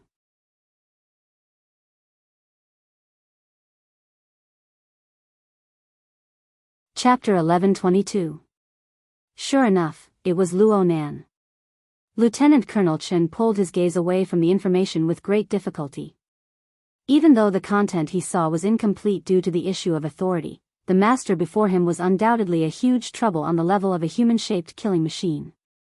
Last year in Xia City, last month in Ban City, he had caused a great deal of panic. Now he had come to Spring City. Lieutenant Colonel Chen was unwilling to let Luo Nan get on the car. Of course he was unwilling. But this master had even made the gesture of hitching a ride. If Lieutenant Colonel Chen dared to refuse, only the heavens knew whether or not an infrasonic wave would immediately follow. Of course, looking at Lieutenant Colonel Chen's attitude toward Professor Wu Zunliang, the infrasonic wave would most likely have a direction. The target would only be Lieutenant Colonel Chen himself. All sorts of thoughts rose and fell in Lieutenant Colonel Chen's mind. He madly added scenes for himself, but in the end, it was only a method to reduce the pressure.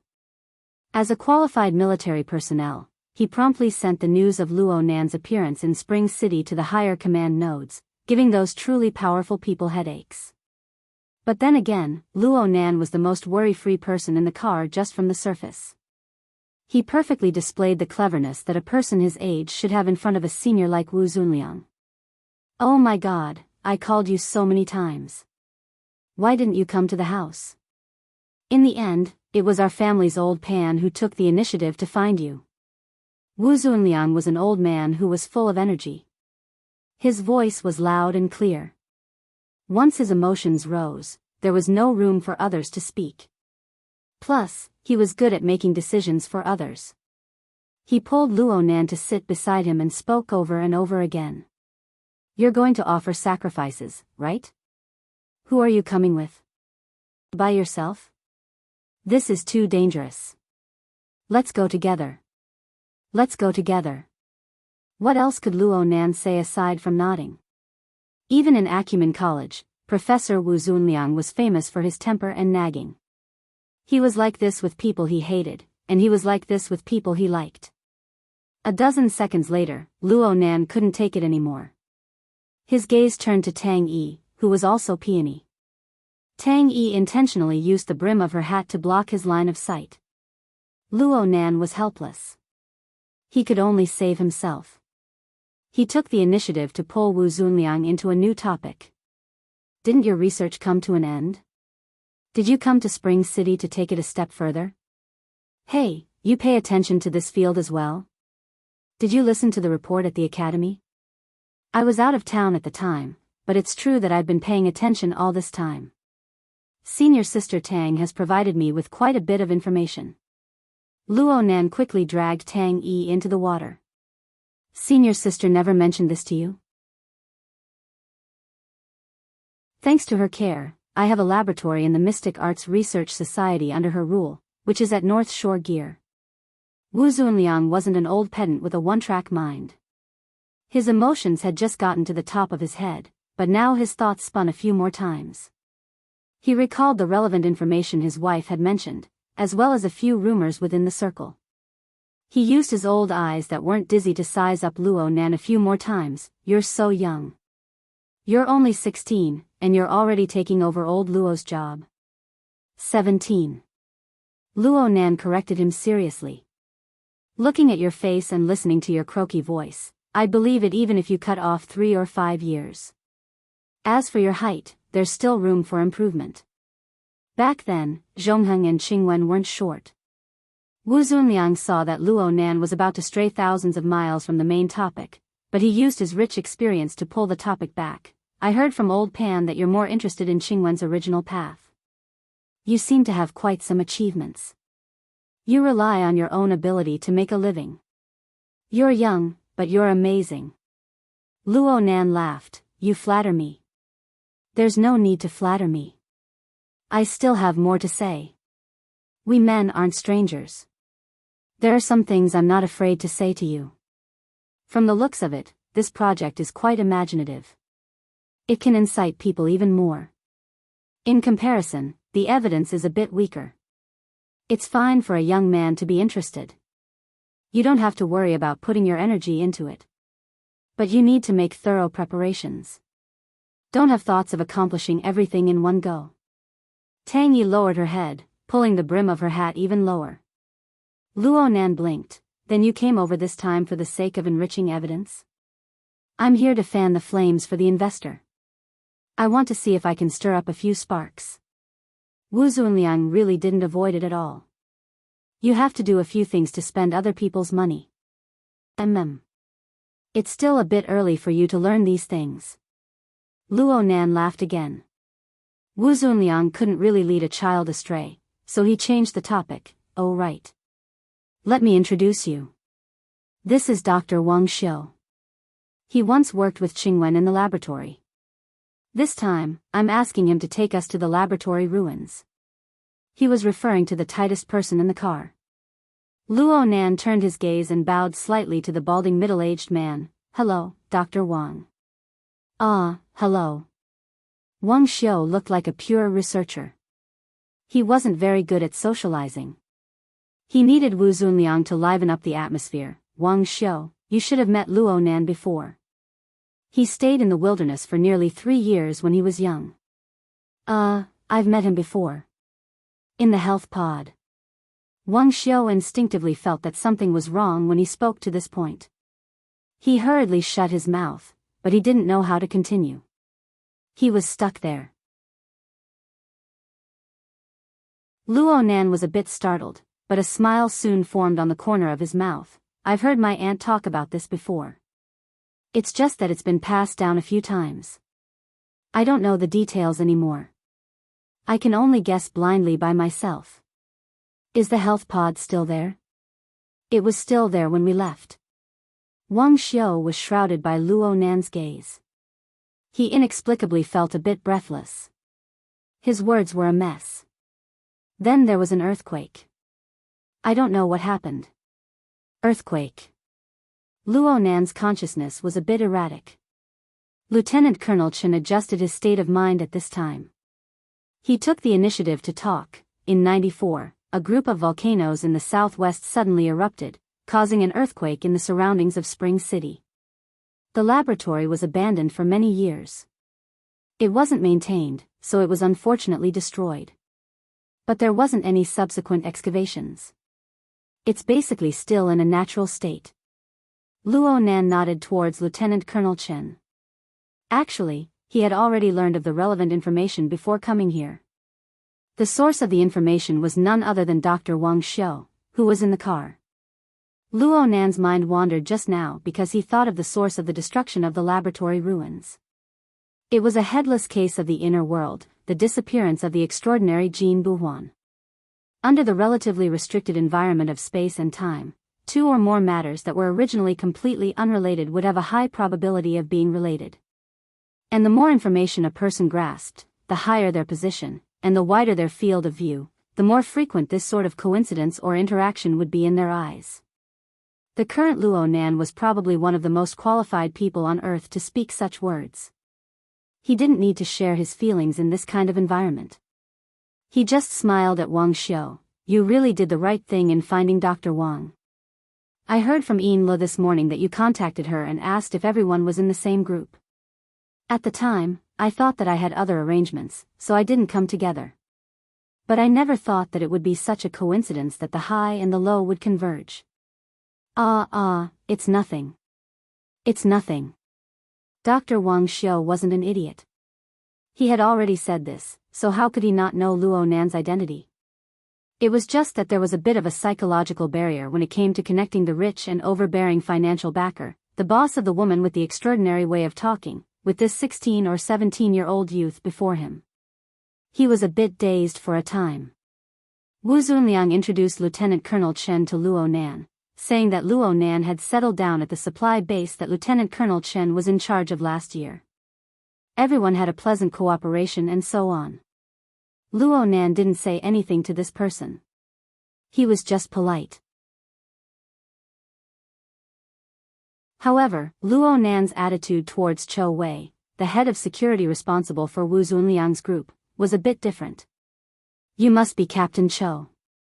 I've heard a lot about you. Senior Sister Tang just so happened to be in Spring City at the end of last year.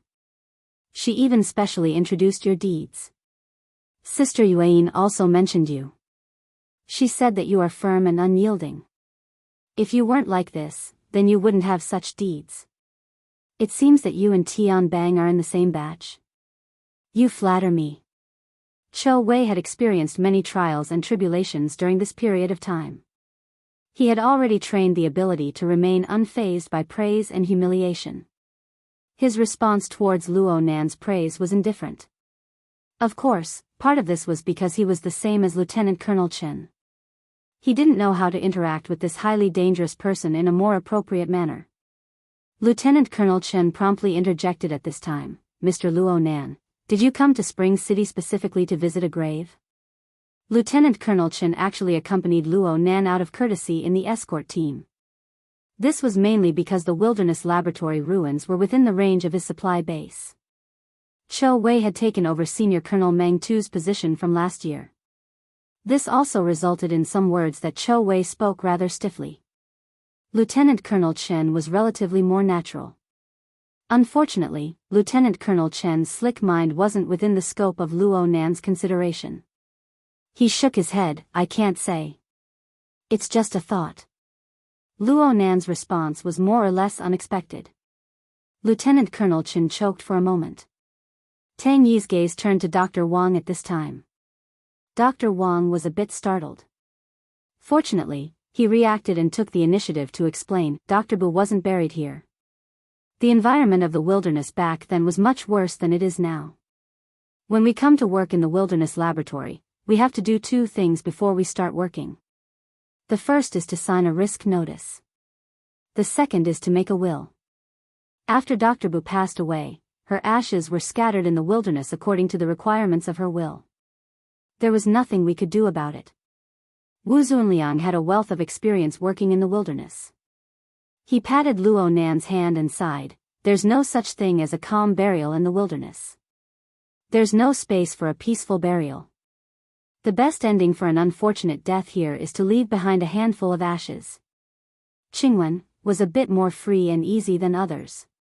Wang Xulian nodded, actually, we advised him to bring the ashes back to the city, but Dr. Luo still followed the will.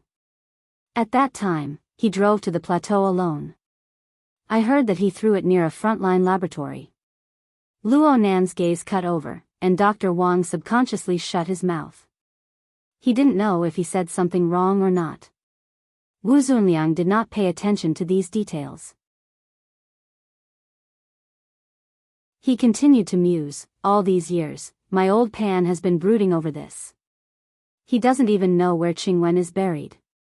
It wasn't easy for me to get the news from Luo Yuan, but it's just like what you said, Xiao Nan. Luo Nan didn't look at anyone this time. His eyelids drooped as he repeated the key words from Wu Zunliang's words, Luo Yuan.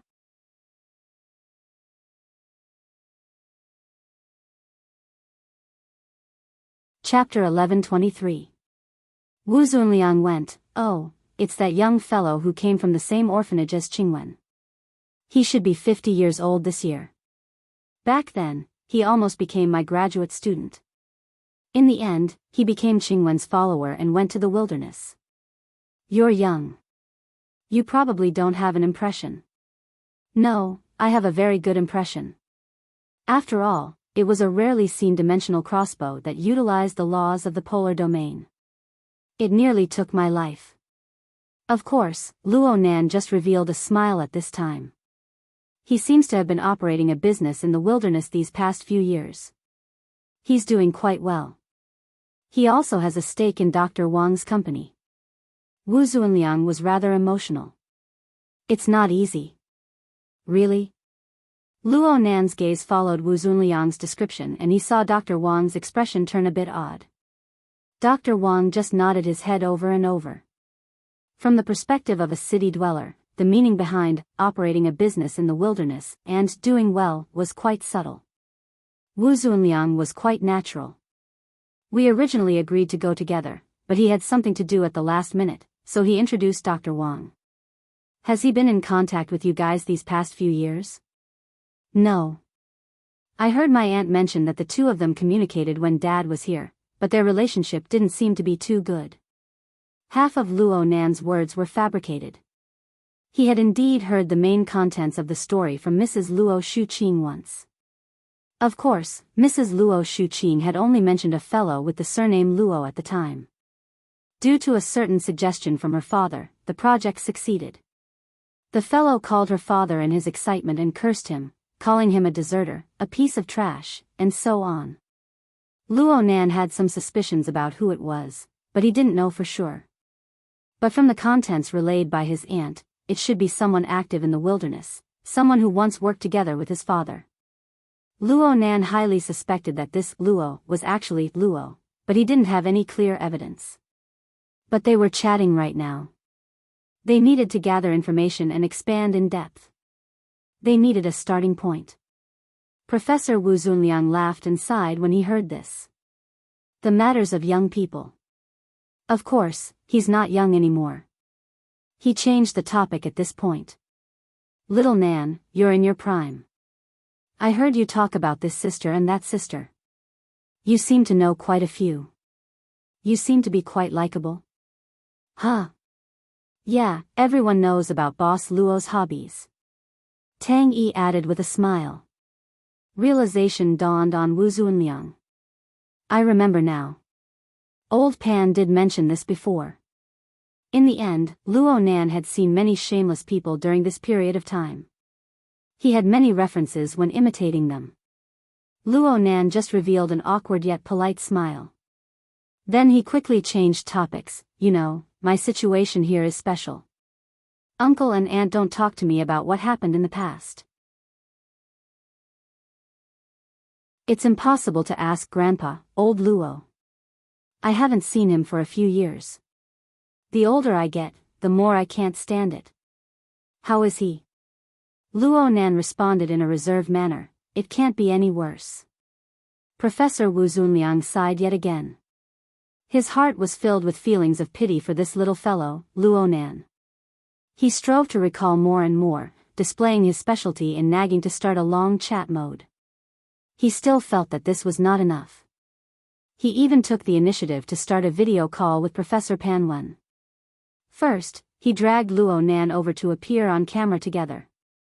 He showed off today's wondrous travel experience. As expected, he stirred up the emotions of Professor Pan Wen. Then he dragged his wife over to talk about the past. That's where the convoy is. They quickly advanced toward the laboratory ruins in this atmosphere. Lieutenant Colonel Chen, whose mind was filled with past events, was roughly a dozen kilometers away. He was worried about whether or not he would encounter additional risks due to knowing too much. At the same time, he dutifully informed Luo Nan, "There's around 5 minutes left." "Are we almost there?" The limited field of view of the armored vehicle clearly couldn't satisfy Wu Zunliang's requirements. He simply stood up and looked through the windshield in front of him. "Just stop for a bit." Professor Pan felt quite helpless towards his wife's temperament. The two of them were both loud and clear. They had a few conflicts when they were talking about the past. It was inevitable that they would get a bit tired after yelling at each other from several thousand kilometers away. He took this opportunity to take the initiative to call a truce. "We're almost there. We need to take care of things. What's the point of being so anxious and pale?" Luo Nan. "Professor Pan.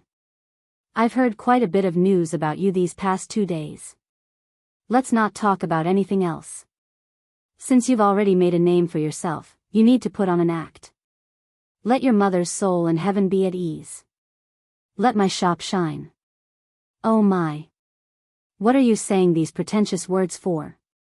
Wu Zunliang pointed at the projection area in annoyance. Luo Nan chuckled and responded with drooping eyes, "As you wish." Professor Pan seemed to laugh and sigh. He simply cut off the video.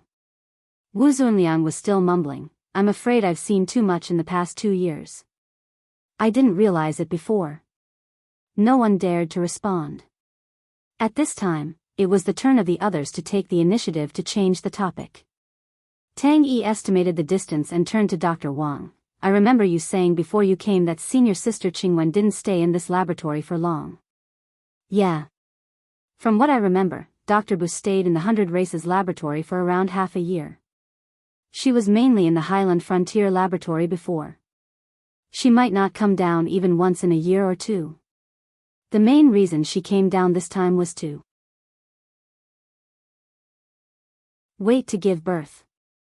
She seems to be suffering from severe altitude sickness." Dr. Wang's voice grew softer and softer. Even though his EQ was lacking, he felt that it was inappropriate to speak halfway through and associate what happened later. Plus, Luo Nan was separated from him by Professor Wu. Though he still had a smile on his face, Dr. Wang inexplicably felt that the atmosphere in the car had become very oppressive. He instinctively wanted to shut his mouth, but the young boss Luo, who came up to get a free ride, leaned forward slightly.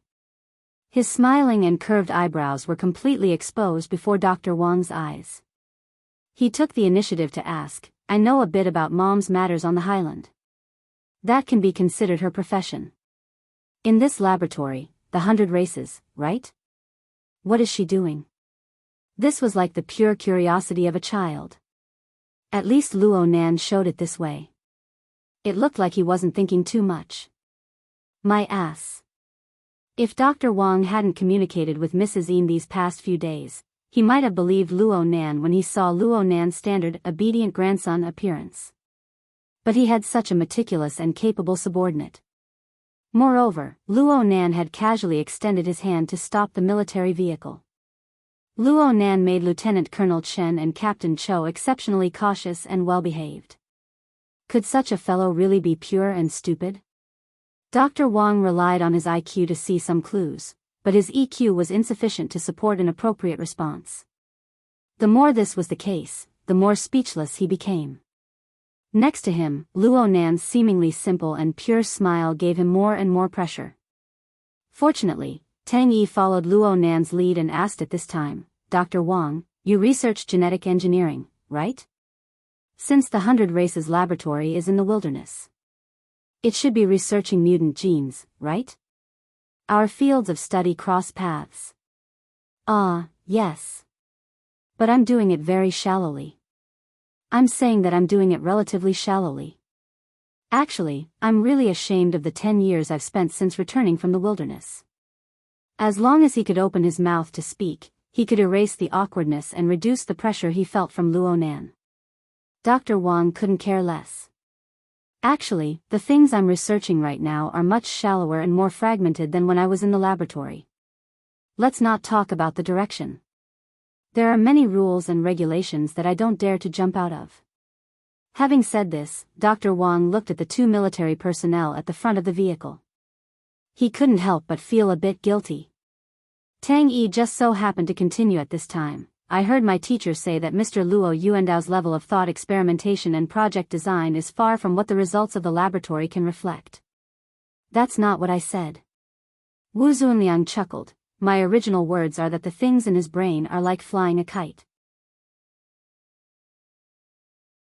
The wind is just a bit stronger, and all the serious experiments that are tied to the back of his head fly away. Having said this, the old man felt that Tang Yi was going a bit overboard when he saw the gaze Tang Yi cast over. He hurriedly patted the back of Luo Nan's hand twice. You understand the intent. You understand the intent. Tang Yi's explanation is quite good. Luo Nan smiled and nodded. I understand.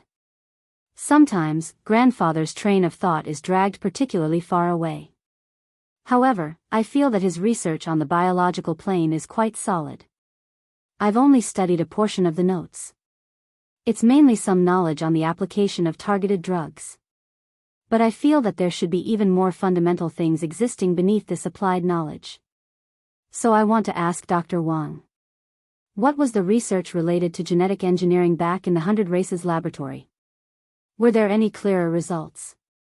You wouldn't have a confidentiality agreement or something like that, right? The agreement has already expired. Actually, later on, Dean Luo. Oh, that's Mr. Luo Yuandao. That's what we all called him back then. When Dean Luo was investigated, the relevant agreement became invalid.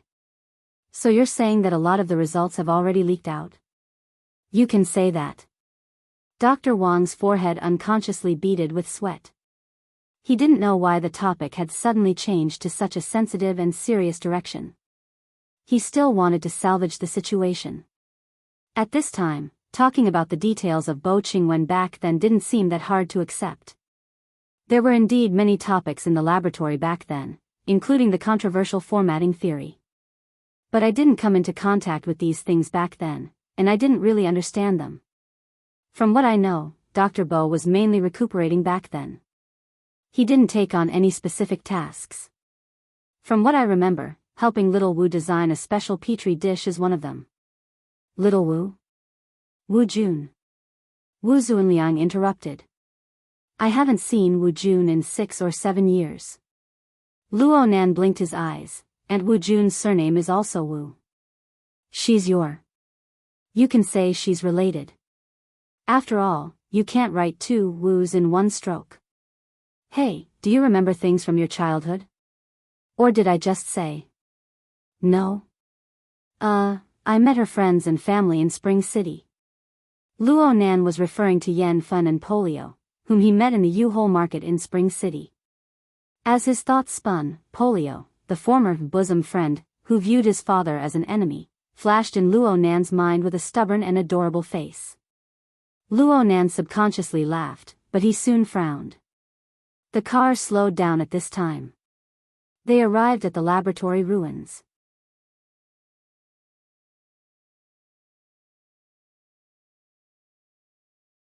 Chapter 1124. When he got out of the car, Wu Zunliang was still confused. Home. There shouldn't be anyone left in her family. Back then, old Luo Tua Panda was old Pan's younger brother. At that time, he was working in Spring City. Old Luo asked him to help recruit a few graduate students who could work nearby. I felt that it was tough for Wu Jun to study alone in Spring City, so I spoke up for her. Yes, it's Professor Panda. Lil Wu and I were recruited in the same batch as him. Lil Wu is the youngest in this batch. Dr. Wang was the first to get out of the car.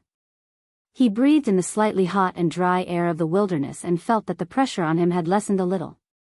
His body movements became a lot livelier, and he nodded like he was pounding garlic. When it was Wu Zunliang's turn, he refused Tang Yi's support. When Luo Nan took over, he didn't refuse, but he still put on a vigorous posture. He even jumped a little at the end. At the same time, he did not stop talking. At that time, I was also thinking that Wu Jun's personality was relatively weak, and she would not be able to come up with anything on her own. She might as well borrow old Luo's name to train herself. In the end, she really dived headfirst into it. It's just that your Luo family has infected her with mysteriousness. She didn't even say anything about that project of hers. It was old Luo who mentioned it earlier that it was an ecological network at the genetic level aimed at the mutants, distributed aberration gene network ecology research, Professor Wang blurted out. It was rare for him to say the name so fluently. Luo Nan raised his eyebrows, but then he took the initiative to change the topic. Your joints and muscles are quite active. Luo Nan gave an appropriate evaluation. She usually takes care of herself properly. She soaks in the health pod quite a bit. Moreover, it should be targeted training. Wu Zunliang felt that Luo Nan's words were objective and that his vision was unique. Wu Zunliang felt quite comforted in his heart. City people do field work. Don't they have to put in a bit of effort? As the old man spoke, he stood still and looked around. This area was still very desolate, but within his field of vision, including the area under his feet, he could see faint traces of human activity. Occasionally, he could see edges and corners in the depths of the weeds, which were the remains of some buildings. This place was indeed in ruins, the kind that was completely destroyed. The most eye-catching thing in the vicinity was the vehicle and personnel that they had brought with them. Other than the armed vehicle that had transported them over, there were nearly 20 soldiers or military-style bodyguards on the other 2 armored vehicles. They were all equipped with exoskeletons, and there were even 4 deep blue walkers inside. They had already pulled up a cordon around them. Generally speaking, 1 or 2 grade B ability users would not dare to provoke this team. Luo Nan looked at Tang Yi. Your sponsor is quite generous. After all, it's a project that has a high chance of being selected as one of the Star Alliance's Millennium Focus topics. Furthermore, it's especially easy to use in terms of concept and size. Tang Yi pinched the brim of her hat and smiled subtly. Compared to the possible profits, the research funding is only a small amount. At this time, Lieutenant Colonel Chen walked over from the front of the car. Professor Wu, according to the data in the database, there are no longer any mutant species of B and above in the surrounding area. The closest mutant nest is 200 kilometers away, so it's basically safe. But it's best if we don't stay for too long. This is still an area where low-altitude predators frequently roam. Okay.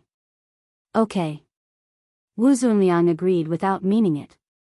His gaze shifted from Luo Nan's face to Dr. Wang. We don't have any concept of this place. We'll leave the rest to you. It's been a few years since I've been here. I definitely remember the way. Right now, Dr. Wang was practically the focus of everyone's attention. He couldn't help but be a bit nervous. He subconsciously found an excuse for himself, but soon he made another statement under Luo Nan's gaze. He gestured with his hand as he spoke, inviting the group of people to move forward. There's actually quite a distance between this place and the original core area of the laboratory. What we see before us is just a defensive bunker from back then. Half of it is above ground and the other half is underground. The laboratory is completely underground, so the damage caused by the earthquake was extremely severe. Luo Nan didn't understand, so he asked, why is it underground? There's a natural karst cave there. But wouldn't that be even more dangerous? The danger level of mutants will be even higher in a humid environment with little light or even no light. Dr. Wang was speechless. Luckily, Luo Nan didn't delve too deeply into the matter. The group of people continued forward. The outer cordon also moved along with them. There were also 3 armed vehicles, causing quite a clamor in the wasteland. Luo Nan cast his gaze over, but he didn't say anything in the end. However, Lieutenant Colonel Chen, who had been paying attention to the changes in Luo Nan's expression, immediately pulled on Captain Chow's arm. He exchanged a few glances with Captain Cho. Perhaps there was also internal communication. In short, Captain Cho hesitated for a few seconds before giving the order to have the armed vehicles stand by. Only the security personnel followed. Without the rumbling of machinery, the surrounding environment suddenly became much quieter. It was to the extent that Dr. Wang's voice became all the clearer. Since he was stumped by the question just now, he did his best to change the topic to a direction he was good at while acting as a tour guide. The vast majority of our group of people participate in the distributed gene project. We differentiate and separate mutant genes, determine their growing environment, and think of ways to make them live together. It's similar to mulling over a microscopic ecosphere.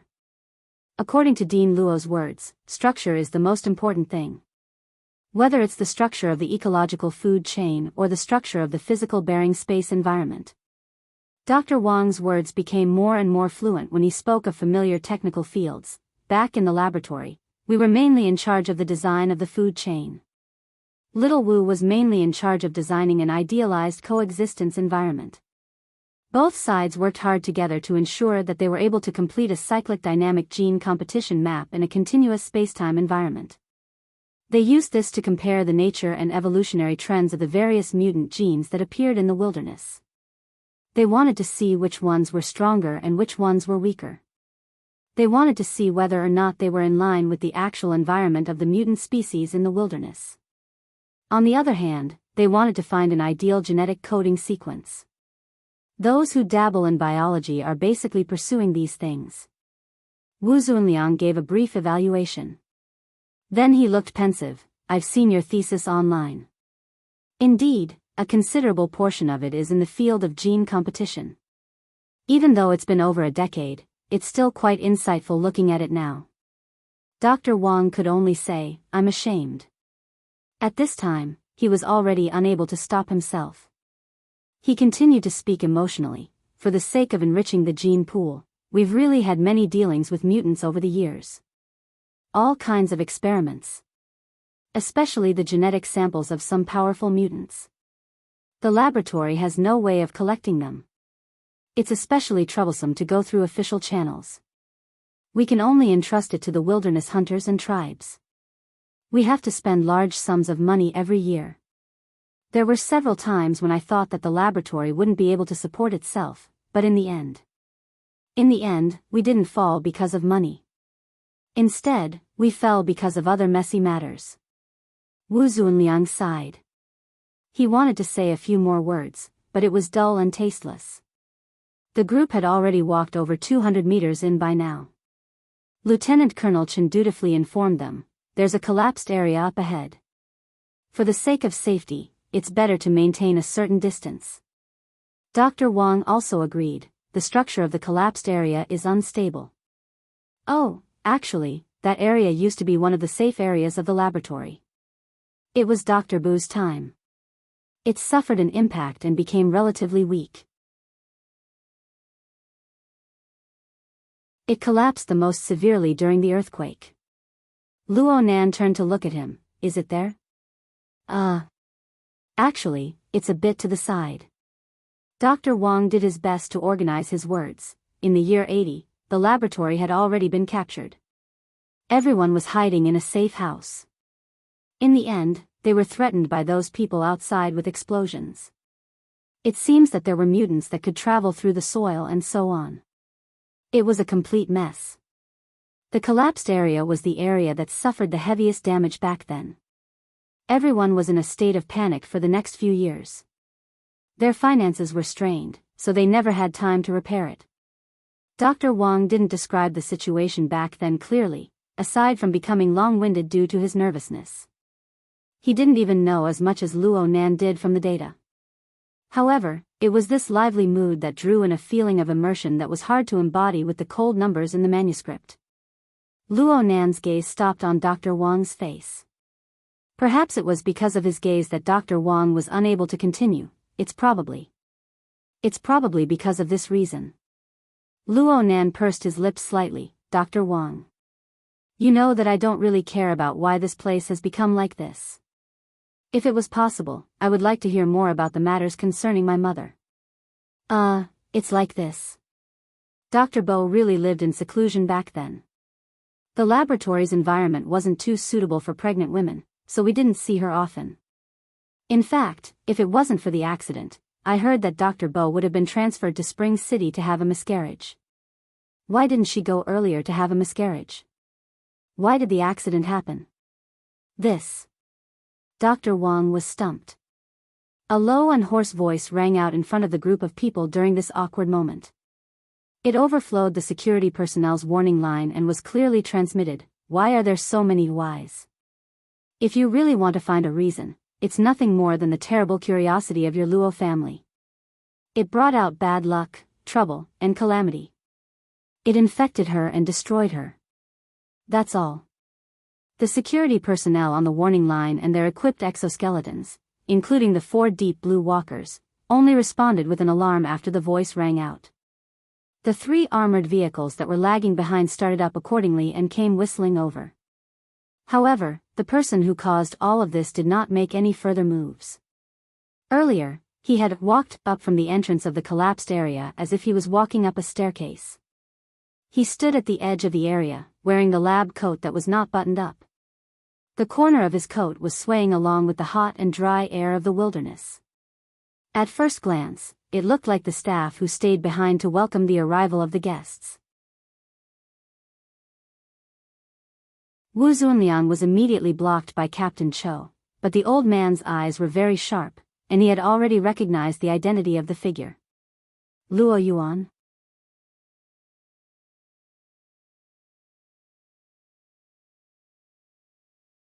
Chapter 1125. An unexpected character had appeared so openly in front of the warning line.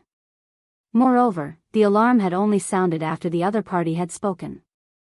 This was undoubtedly a humiliating failure for Captain Cho and the other security personnel. But Captain Cho didn't have the leisure to taste humiliation. He immediately made adjustments. Through the dynamo core implanted in his body, he commanded the security personnel at the front of the warning line to adjust their formation. He formed a link with the other 4 deep blue walkers in the formation to construct a formatted space together. It was also at this moment that Captain Chow's body, which was originally like an ordinary person's, began to bulge. The fine bone fiber structure flipped out of his muscles and soon formed a dense layer, forming a complicated and regular arrangement. There was also a dark blue reflection on the edge, as if it was a fish-scale armor made of steel. In reality, the inner layer of this armor did indeed have a large amount of traces of special strengthening. It was absolutely not the result of a simple mutation. Clearly, while Captain Cho was undergoing treatment in isolation, whether it was out of his own will or not, he had indeed received a considerable degree of research and modification, so much so that he could perform some kind of active mutation and achieve a deep integration with the deep blue platform. "Captain Cho, can you assist our Foundation in doing some research later?" Captain Chow's expression was mostly hidden under the scale armor. Moreover, he was facing straight ahead. No changes could be seen. On the other side, Lieutenant Colonel Chen couldn't help but turn his head. He just happened to see Luo Nan, who had been supporting Wu Zunliang as a polite junior. Luo Nan withdrew his hand and went straight ahead. There was even a bit of a smile on his face as he passed by Captain Cho. He gave the former a slight nod. Perhaps it was an illusion. But in any case, from Lieutenant Colonel Chen's point of view, Luo Nan wasn't the least bit surprised by this unexpected situation. Moreover, Captain Cho and Lieutenant Colonel Chen didn't have the right to stop him if he wanted to go forward. Only Wu Zunliang sensed that the atmosphere wasn't right. He raised his voice and shouted, "Luo Nan." It was also at this moment that the 2 names that came out of his mouth looked at each other across the warning line. Compared to Luo Yuan's preemptive show of strength, Luo Nan's observation was more meticulous. Or perhaps it could be said that he was a bit more brazen. He sized up the person in front of him from head to toe, especially the person's obviously old clothes. Several seconds later, Luo Nan spoke with an admiring tone. "It's really amazing to be able to find clothes to cover your body in this environment." Luo Yuan's gaze never left Luo Nan. When he heard Luo Nan's words, his overly thin cheeks twitched slightly. But in the end, he still responded indifferently. "After all, I've stayed here for a long time. It's normal for me to keep some clothes. The people around them were confused, but the two didn't seem to have any intention of explaining. Luo Nan turned his head around and nodded at the stupefied Dr. Wang. It looks like a more suitable explanation has come uninvited. Ah, this. Dr. Wang did not know whether to respond or not. The muscles on Luo Yuan's cheeks twitched again, and he smiled coldly. I don't want to say it again. Personal emotions can't be taken seriously. That's the truth. Are you flaunting your preposterous bigotry in front of me? Luo Nan continued to walk forward, easily crossing the line of exoskeleton armor. The distance between him and Luo Yuan grew closer and closer. Today you seem to be very happy to display the image of a frustrated and infatuated person in front of me. This isn't even as refreshing as last year's dimensional crossbow. Is it because I'm not so easy to kill now, so you might as well change your method? Are you preparing to disgust me to death? Luo Yuan's smile seemed to deepen a bit. You should be enduring the disgust and doing some unqualified but necessary things. Is this the rumored sociopath? Well, I'm not surprised. Luo Nan had already arrived at the edge of the caved-in area. The distance between him and Luo Yuan was no more than 3 meters. From his angle, he could already see the bumpy edges of the caved-in cavern wall, as well as the chaos at the bottom. Yes, there was also the remains of the lizard mutant that had just been possessed and transformed by Luo Yuan. Right now, only a few broken scales remained. This was also a cloned body produced by Luo Yuan's laboratory. It had to be said that Luo Yuan's technological route was compatible with Luo Yuan's ability. Luo Nan had prepared ahead of time, and the results were almost the same as Luo Nan's spatial shift. Only the heavens knew how many similar chess pieces Luo Yuan had planted over the years. What level had the production capacity of his laboratory reached? If Luo Nan wanted to get rid of Luo Yuan cleanly and efficiently, he would need to find the unchanging behind the myriad of transformations. All of this happened in a flash of thought. Luo Nan and Luo Yuan looked face to face again, and their eyes carried a bit of killing intent. As for Luo Yuan, the thoughts of his kind had not changed at all. It was just that in this place, in this environment, and in this atmosphere, everyone was more restrained. That was all. Luo Nan was now a bit sociopath. The evidence was that he had begun to seriously consider having a chat with Luo Yuan. At the very least, he wanted to collect some first-hand information for future preparations. Mr. Luo Yuan, although I don't really understand this society, I know that when it comes to socializing, you need to be honest on the surface at the very least. You see, regarding the matters of the past, especially the matters related to my mother. So the people of the Luo family are really people who are willing to be scolded? Luo Nan's gaze continued to grow cold, and so did Luo Yuan. And at this time, Tang Yi suddenly spoke from behind the cordon. Her target was Lieutenant Colonel Chen, who was in a highly tense state. Mr. Lieutenant Colonel, you're from Spring City, right? Were you still in school in the 80s? I went to military school. Lieutenant Colonel Chen was a qualified sociopath. He quickly reacted after receiving Tang Yi's signal. He successfully organized his words. I was already in military school in the 80s. It was no different from entering the army. So, you have an understanding of the wilderness back then? Yes. I didn't just attend classes. I also had patrol missions. Lieutenant Colonel Chen slowly got on the right track. He began to take the initiative to speak. It was much more chaotic than it is now. Not only were the mutants wreaking havoc, but there were also roaming bandit squads composed of vagrants. For a convoy like ours, we basically killed our way through 100 kilometers. Tang Yi entered the role of a supporting character. It's understandable. I just calculated. The distance between the 100 Races laboratory and the nearest supply base is approximately 200 kilometers. It's more than that. The one we passed through was newly built in the year 93. The original base was 180 kilometers further back. It was very easy for mutants or vagrant bandits to cut off the road with such a distance back then. Ah. Lieutenant Colonel Chen thought of Luo Nan's previous question and was the first to come to a sudden realization. Also, the 80s were affected by several type A mutants. The first half of the year was the bleeding season, around Spring City. It was even more dangerous. Generally speaking, regular and necessary trips into the wilderness would have to wait until the second half of the year. This situation was only alleviated after the all-out counterattack in recent years and the elimination of the key sources of danger. The so-called bleeding season was similar to the rushing tide in coastal cities. They were both names for large-scale riots by the mutants in the wilderness. This explained why Bo Qingwen was clearly pregnant at the time. Why was she still in the wilderness? Of course, looking at it from another angle, the pregnancy was inappropriate. Luo Zhongheng could also be blamed for it. Luo Nan turned his head to look. His gaze passed through the array of exoskeleton armors and saw Tang Yi, the tallest of them all. Regardless of whether or not Tang Yi could see him, Luo Nan still smiled subconsciously. It was unknown what encouraged Dr. Wang at this time. He spoke in a weak voice, speaking of the bleeding season. I seem to remember a bit. Tang Yi continued to cooperate with him. Is it related to the bleeding season? It's the surrounding tribes. Dr. Wang did his best to recall. Back then, the laboratory was able to stand over there. A good portion of it was because we got along well with the vagrant tribes next to us. Sometimes bandits would surround us, and everyone would help each other out.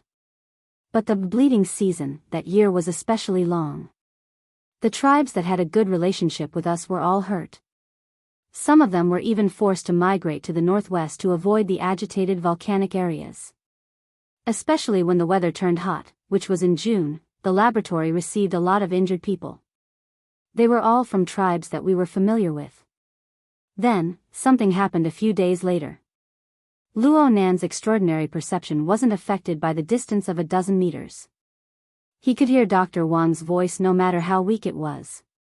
As the information entered his mind, many fuzzy details gradually became clear. Suddenly, he thought of something and raised his voice to ask Dr. Wang, when the accident happened back then, this is the person next to me. Is he there? Luo Yuan's gaze pierced over, but Luo Nan completely ignored him. The person on the warning line stammered a few times before finally responding vaguely, he shouldn't be there. Only then did Luo Nan return Luo Yuan's gaze. Then why are you acting like he was there? Luo Yuan was silent for 2 seconds. Then he suddenly laughed. Yeah. I wasn't there. That damned old man of yours wasn't there. Luo Yuandao wasn't there either. All of us weren't there. So, Qingwen was all by herself. She was all alone there. His voice was still calm, but his arms suddenly swung out. He pointed at the collapsed cave entrance, at an area that ordinary people couldn't see. There, she made her life's choice. The last time. The stupidest time. She was even stupider than her choice of Luo Zhongheng. She only chose a lump of flesh. Before she closes her eyes, that thing has no meaning. The sound wave quickly dissipated above the ruins. Some of it crashed into the collapsed cave entrance, causing a weak echo. Luo Nan didn't retort. He stood at the edge of the cave entrance. He could vaguely feel the almost non-existent slight vibration beneath his feet. Soul strength, which was more remarkable, covered an even larger area. It captured even more details. It far surpassed the domain that the basic 5 senses of a human could reach. But Luo Nan still felt that there was a layer of separation here. Since he came from flesh and blood, then he returned with flesh and blood was the correct principle. Luo Nan gazed at the fuzzy and chaotic cave bottom. A second passed before he spoke softly, take me there to take a look. I'll have to trouble you. Please.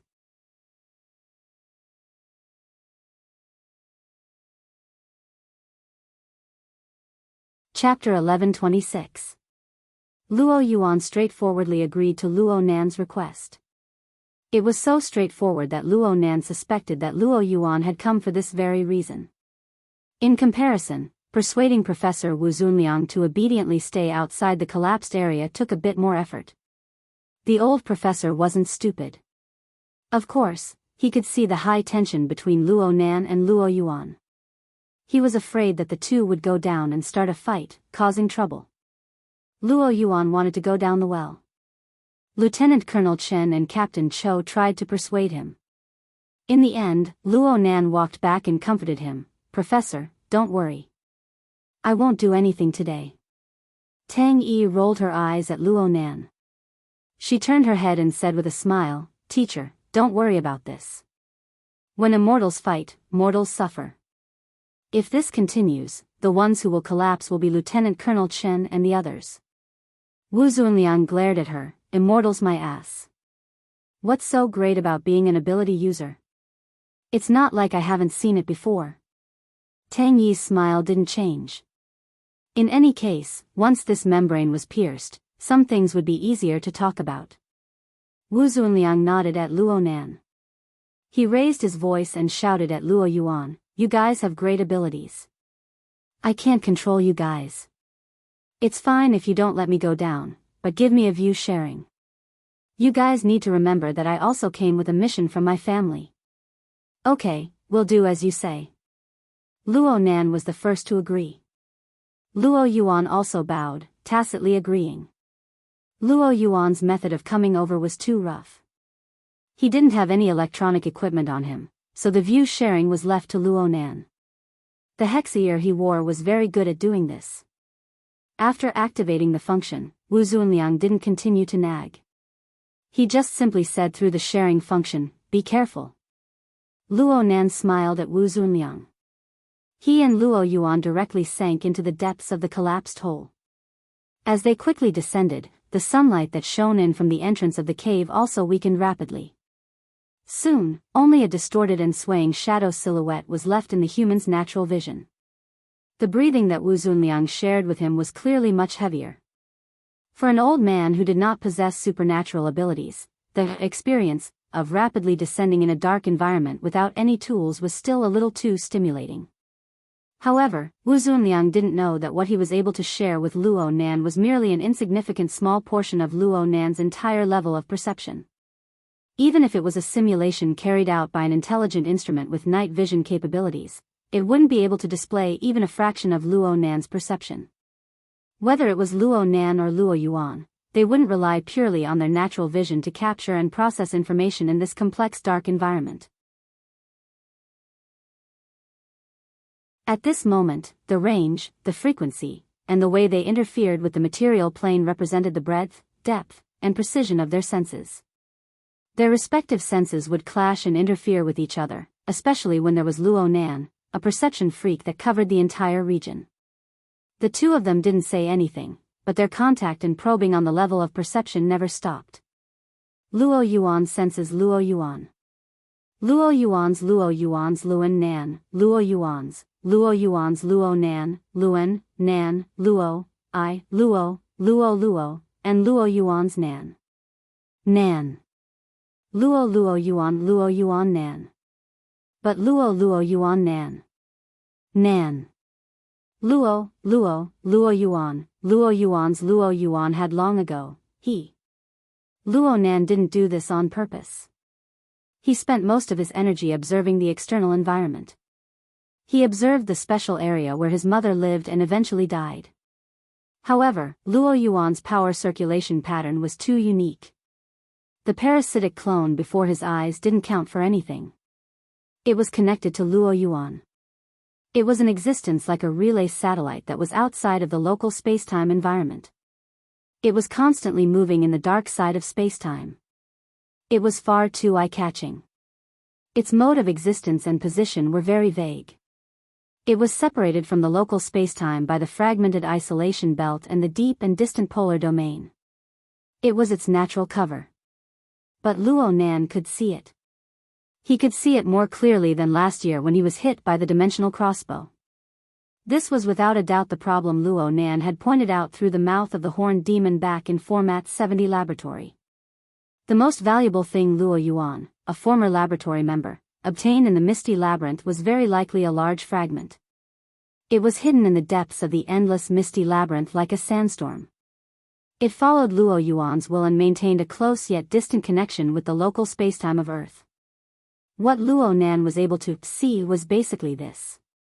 There didn't seem to be any substantial breakthroughs compared to before. But the most important thing was the details. Conclusive details. I can't calculate the spatial structure distribution of the distorted fragment from 2 points and 1 line right now. But if I have a few more examples. 10. Maybe even fewer. The premise is that the trajectory isn't too complicated. Luo Nan felt that Luo Yuan would regret it in the future. Or it could be said that he would help Luo Yuan regret. Luo Yuan regretted carelessly exposing the connection between the parasitic clone and the plane of existence before him. The problem was, how did Luo Yuan know what level Luo Nan's current sensing mode was at? Even Luo Nan himself was still working hard to adapt. He was adapting to this wide area sensing mode based on the magnetic mica. Ever since he successfully cultivated the first magnetic light on the jadeite light and planted the true seed, the true meaning of the magnetic mica began to grow without interruption. Nearly a month's time was enough for the larval form of the magnetic mica to expand once more. This wasn't just a simple expansion into outer space. It also included the local spacetime environment of Earth and the continuous infiltration of all neighboring planes. The situation in the deep blue world was a bit special. There was no obvious progress for the time being. But in the cloud world and even in the extremely broken environment of the misty labyrinth, the magnetic mica's sensitivity and activity continued to increase. Currently, the only thing that limited Luo Nan's perceptual ability was the structure of his brain. Luo Nan was a mortal in the end. His brain was wet inside his skull, and it wasn't like a multi-core supercomputer. It was impossible for him to casually absorb the incalculable flow of information on the level of a trillion at all times. There were even more chaotic and even unstructured data fragments. So he used the magnetic mica's sensing nature to synthesize distance, danger, focus, and many other conditions to comb and build a new sensing network. The magnetic mica's material foundation was already infinitely close to the microscopic level, and the carrier structure was hard to grasp. Luo Nan's overall ability to observe information on the macroscopic level had yet to recover to the peak state of the water vapor cloak. But the coverage of his sensing domain, his grasp of key information, his sensitivity to danger, and even the efficiency of his instantaneous interference were far greater than before. There was no need to even mention his future potential. Time is on my side. Luo Nan lowered his head, temporarily burying his killing intent against Luo Yuan. This wasn't forbearance. This was planning. His thoughts had completely returned to the plane of reality, but it was unavoidable for him to link up with the past. There was frequent interference on the sensing plane. Ever since they entered the collapsed hole, the two hadn't spoken to each other. From this point of view, Luo Yuan couldn't be considered a qualified commentator, but Luo Nan didn't mind. The longer he stayed in this dark space, the more information his multidimensional perception could absorb and reorganize. Especially in a situation where Luo Yuan had already pointed out the direction. Luo Nan's tentacles of perception touched the target and the space that held the target a step earlier than his body. Frankly speaking, that place wasn't quite the same as what Luo Nan had imagined. In any case, Luo Nan and Luo Yuan continued to tread on mycelium, moss, stagnant water, and the bones of small animals as they headed in that direction. They passed through collapsed or half-collapsed passageways, as well as empty and dilapidated doorways. They traveled through the chaotic shadowy lines that they collectively constructed. If Luo Yuan was willing to speak, there should be many details worth recalling here. But even though he was silent, the fragments of information revealed in the chaos were still assembled and reconstructed in Luo Nan's mind. So much so that this dark and gloomy space seemed to gradually brighten up, returning to the appearance it once had 17 years ago. But when Luo Nan arrived at an area where most of the structure had collapsed and some parts were already submerged by underground water, he suddenly pressed the stop button. Only an ice-cold reality appeared before his eyes. Luo Yuan stopped walking, meaning, "We're here." Luo Nan didn't need to say much. He had already locked onto the only target within these ruins. The one that once bore Luo Nan's life, but also accelerated the stripping of his mother's life force. The health pod. The passage of time had already stripped away its original appearance. Even the supports beneath it had corroded away. It lay crookedly on the ground, half of it still soaking in the sewage. The pod's cover was sealed, and its integrity was fine. But the parts that were not wet were already covered in a thick layer of moss under the humid environment. The outline was a bit fuzzy. If one were to judge purely by their eyesight, it would be better to say that it was a rock that had fallen from the surrounding buildings rather than a health pod. Luo Nan's soul strength had carried out many rounds of probing before Luo Nan arrived. So he already knew that there was no nutrient fluid inside. It was empty and dry. Clearly, it had never been used since they abandoned the laboratory, or since Luo Nan was born. This thing didn't have a clear sense of existence, and it was very hard to naturally extend a special meaning. Even Luo Nan needed to decorate it with his memories and emotions. There was a bit of a difference. Comparatively speaking, the breathing of Professor Wu Zunliang that was shared with his ears had a more lifelike quality. It's here. It's like this. Luo Yuan spoke for the first time since entering the collapsed cave. He was cold and direct. You can try your best to examine your emotions and assign a so-called value to it. But that is nothing more than a play to move yourself. It is meaningless to the deceased. Are you ready to howl? Luo Nan ignored him. He just knelt down on one knee, ignoring the puddles and filth on the ground. He slowly wiped away the thick moss on the surface, limiting it to a certain area. A few shallow and unnatural marks were carved on the surface of the health pod a few seconds later. These are scratches? From Luo Nan's perspective, the lower half of these marks was like a simple drawing of a smiling face. And above the smiling face were crisscrossed lines of unknown significance.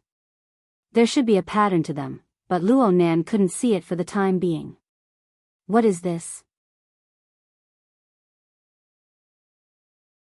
Luo Nan asked subconsciously, but he didn't expect Luo Yuan to answer.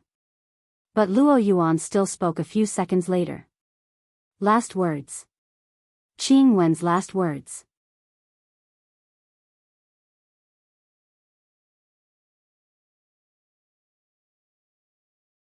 Chapter 1127. In the darkness, Luo Yuan's voice was like the tip of a blade rubbing against the moss of the ruins. These marks were smeared with blood when her remains were discovered. The bandits who broke in used a high-power electromagnetic bomb to cut off all communication between the inside and the outside. Aside from the self-operating life maintenance devices like the health pod, all the surrounding electronic devices were destroyed. She could only leave a message through this method. But not long after, the bloodstains dried and blurred. Luo Zhongheng used a knife to carve the original marks as a memento. So, this isn't first-hand information. Luo Nan took a deep breath. What's the meaning of this? How would I know? Luo Yuan's tone didn't sound like he was rejecting Luo Nan. Instead, it sounded like he was depressed and jealous. Luo Nan understood. Was it left for my dad? Luo Nan subconsciously curled his lips. Only then did he feel his facial muscles turn numb. It was hard to pull even the tiniest of movements. At the same time, his mind also turned numb. It was to the extent that even the most basic of imagination abilities were frozen. He wanted to replay the scene back then, but his mind was empty. In the end, Luo Nan just put down his other knee. He silently knelt before the remains of the health pod. He gazed deeply, making sure to brand these scratches into the depths of his memory. Gradually, his gaze became a bit empty. It passed through the scratches and the body of the pod to cast into an even deeper place. Luo Yuan saw that Luo Nan didn't move for a long time. He had no intention of respecting Luo Nan's feelings. He brought up an old topic and sneered. Are you really going to cry? Do you want me to step back so you can brew your emotions? Luo Nan didn't pay attention to him. He was like an inanimate sculpture. It would be perfect if he really was dead. Luo Yuan's thoughts spun in his mind. he didn't go so far as to forcefully pull Luo Nan up. He just stared at the back of the young man's head. He pondered the possibility of using the planar crossbow to completely destroy the young man's body and soul. He had to admit that he was the same as the vast majority of people in the world. He was finding it harder and harder to see through Luo Nan. Actually, he didn't see through Luo Nan clearly last year near the city square of Xia City. Otherwise, Luo Nan wouldn't have been able to escape alive. Even if it was a diversion scheme, it was the same. This was even more true now. At that time, he was still able to touch upon the exceptionally fragile boundary between Luo Nan's material and mental state. He could have attempted to obliterate Luo Nan's fleshly body and put an end to all troubles. So today, that border had almost disappeared. Even if he used his unique polar domain perspective to observe, all he could see was the intertwining and disorderly trajectories of the power, as well as the energy clouds that stimulated each other. The muscles on Luo Yuan's cheeks twitched slightly. This time, he was grinding his teeth unconsciously. The more he used clairvoyance, the more he was able to confirm that this kid Luo Nan was mixed and blended together with the material world, the polar domain of the abyss, and the ever-changing sea of consciousness. Even if this fusion wasn't complete, even the word fusion wasn't accurate enough. The so-called fusion could only prove that Luo Nan possessed an extremely powerful interference force towards the domains mentioned above. Even though he wasn't doing anything right now, his very existence had set off undulating waves in many domains. His true existence was hidden beneath these waves that interweaved and influenced each other. No matter what angle one looked at it from, all one could see was an incomplete silhouette. Only by synthesizing different observation angles and refining them could one capture Luo Nan's tracks. But this wasn't an exact answer. For example, even if this youth's body was clearly and plainly placed before one's eyes, one could reach out and touch it. But if one wanted to deal a fatal blow to Luo Nan, one would not just need to pierce through the polluted air of the laboratory ruins. One would need to do so on every plane that Luo Nan could instantly interfere with.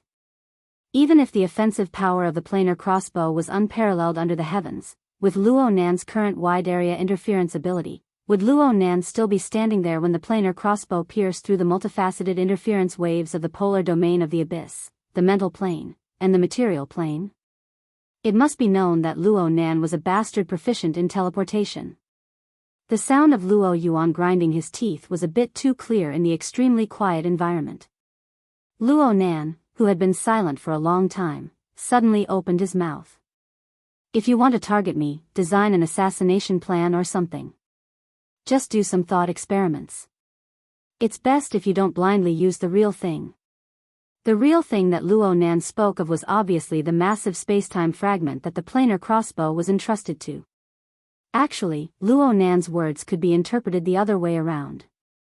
He hoped that Luo Yuan would be provoked and make a few more useless attempts. In this way, perhaps it wouldn't be long before Luo Nan could lock onto the location of the fragment and eliminate this hidden danger. Luo Yuan's eyes narrowed, but he didn't oppose Luo Nan with equal harshness. Instead, he maintained his silence. He noticed that the wide-area, multi-layered chaotic interference effect clearly retracted as Luo Nan opened his mouth. It seemed that Luo Nan was exerting his strength before, but now it had returned to normal. It lost a portion of its tension, but it became a bit more gloomy. This undulation caused the surrounding space to slightly fluctuate. What was Luo Nan doing?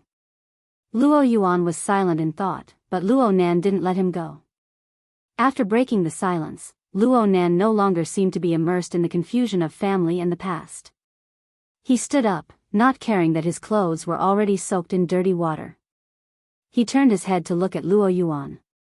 Light gathered in his pupils amidst the darkness, and they flickered coldly.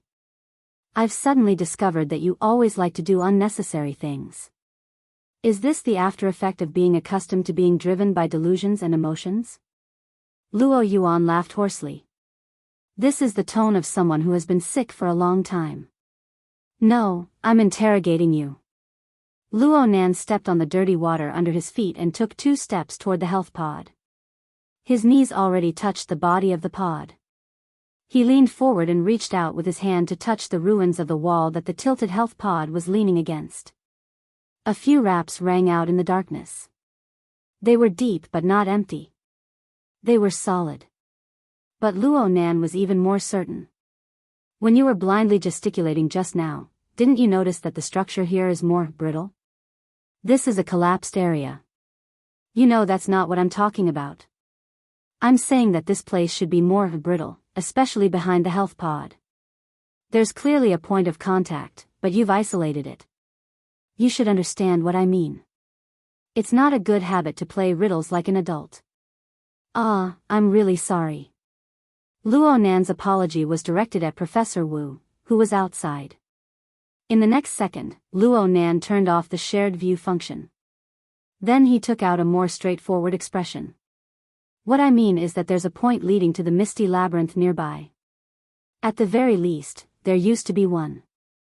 You also call it a labyrinth? You really are of the same lineage. Your naming standards are equally terrible. Luo Yuan answered casually. In the end, he leaned more towards the core. However, the entire project's official name is Cloak. Your grandfather has always insisted on it. Well, it sounds a bit better. There was a deeper meaning to it. But Luo Nan didn't want to be distracted by the name. He just said, if it were to develop naturally, the health pod would have long been swept into the cloak and taken away. Luo Yuan sneered as before. How can it be natural? It's completely a man-made design. It's my father? Yes, it's him. I only discovered later that he didn't have the ability to open up the passageway leading to the labyrinth. So I imitated Qing Wen's design and set up an ambush in the surroundings. I hoped that the power of time would continue to drive the labyrinth and eventually corrode an opening, sending this thing inside. Luo Yuan was calm and unperturbed. Maybe this is an experiment. Maybe it's just a simple ritual. But such an ominous thing obviously needs to scram as far away as possible. He raised his voice and heavily kicked out. The kick was still far from the health pod, but it splashed up a sky full of muddy water. It struck Luo Nan, but it was completely blocked by a barrier of nothingness. Luo Nan grew calmer and calmer. So, you imitated my mother's design and created interference? Combined with Dr. Wang's description, my mother's ashes really were sprinkled into the 70-format laboratory. In the cloak across from us? Of course, it was also possible that it was in the cloud world. Dr. Wang didn't have much understanding of the frontier laboratory on the plateau, but Luo Nan, who had already occupied that place, obviously understood what the most meaningful place was. Luo Yuan didn't speak. Luo Nan laughed. This actually wasn't some delightful information, but it was able to give a bit of symbolic comfort in the subtle subtleties of the human heart. After dispelling the misunderstanding, Luo Nan felt that Mr. Luo Zhongheng's work was quite good. Everything was able to be stopped at a point that Luo Nan could accept. In any case, it seemed that the daily connection between him and his mother had become even closer. Luo Yuan must have noticed the minute change in expression on Luo Nan's face. He hissed, sure enough, you're the same as Luo Zhongheng. You're both seemingly gentle and selfish ghosts. Could it be that the person in front of me isn't a paranoid person who forcefully pulls others into his dreams? The direct and childish quarrel didn't continue. Luo Nan felt complex feelings towards this special equipment that had reconstructed the relationship between himself and his mother. Of course, the most fundamental reason was that Luo Nan and perhaps Luo Yuan didn't want to use Bo Qingwen's emotions as a bargaining chip in their endless struggle. Luo Nan just declared, so be it with the health pod. You two's imitations are quite clumsy. You can let time make the choice in the future. However, you don't need to go to the 70-format laboratory in the future. Is that your private property? Actually, Luo Yuan might not be able to go right now, but he absolutely wouldn't lose in words. Against an official member of the laboratory? Once. Luo Nan simply commented. Luo Yuan's gaze pierced through the darkness. Are you refusing to negotiate, or are you trying to increase your bargaining chips? Negotiate? Ah, sorry. Your paranoid persona is too successful. I almost believe in your nonsense. So in the future, I need to treat you like a professional gene dealer or a terrorist to be more suitable. Am I right? Up to you. Luo Yuan turned around and left through the dirty water. After a few steps, he suddenly turned his head. I'm quite curious.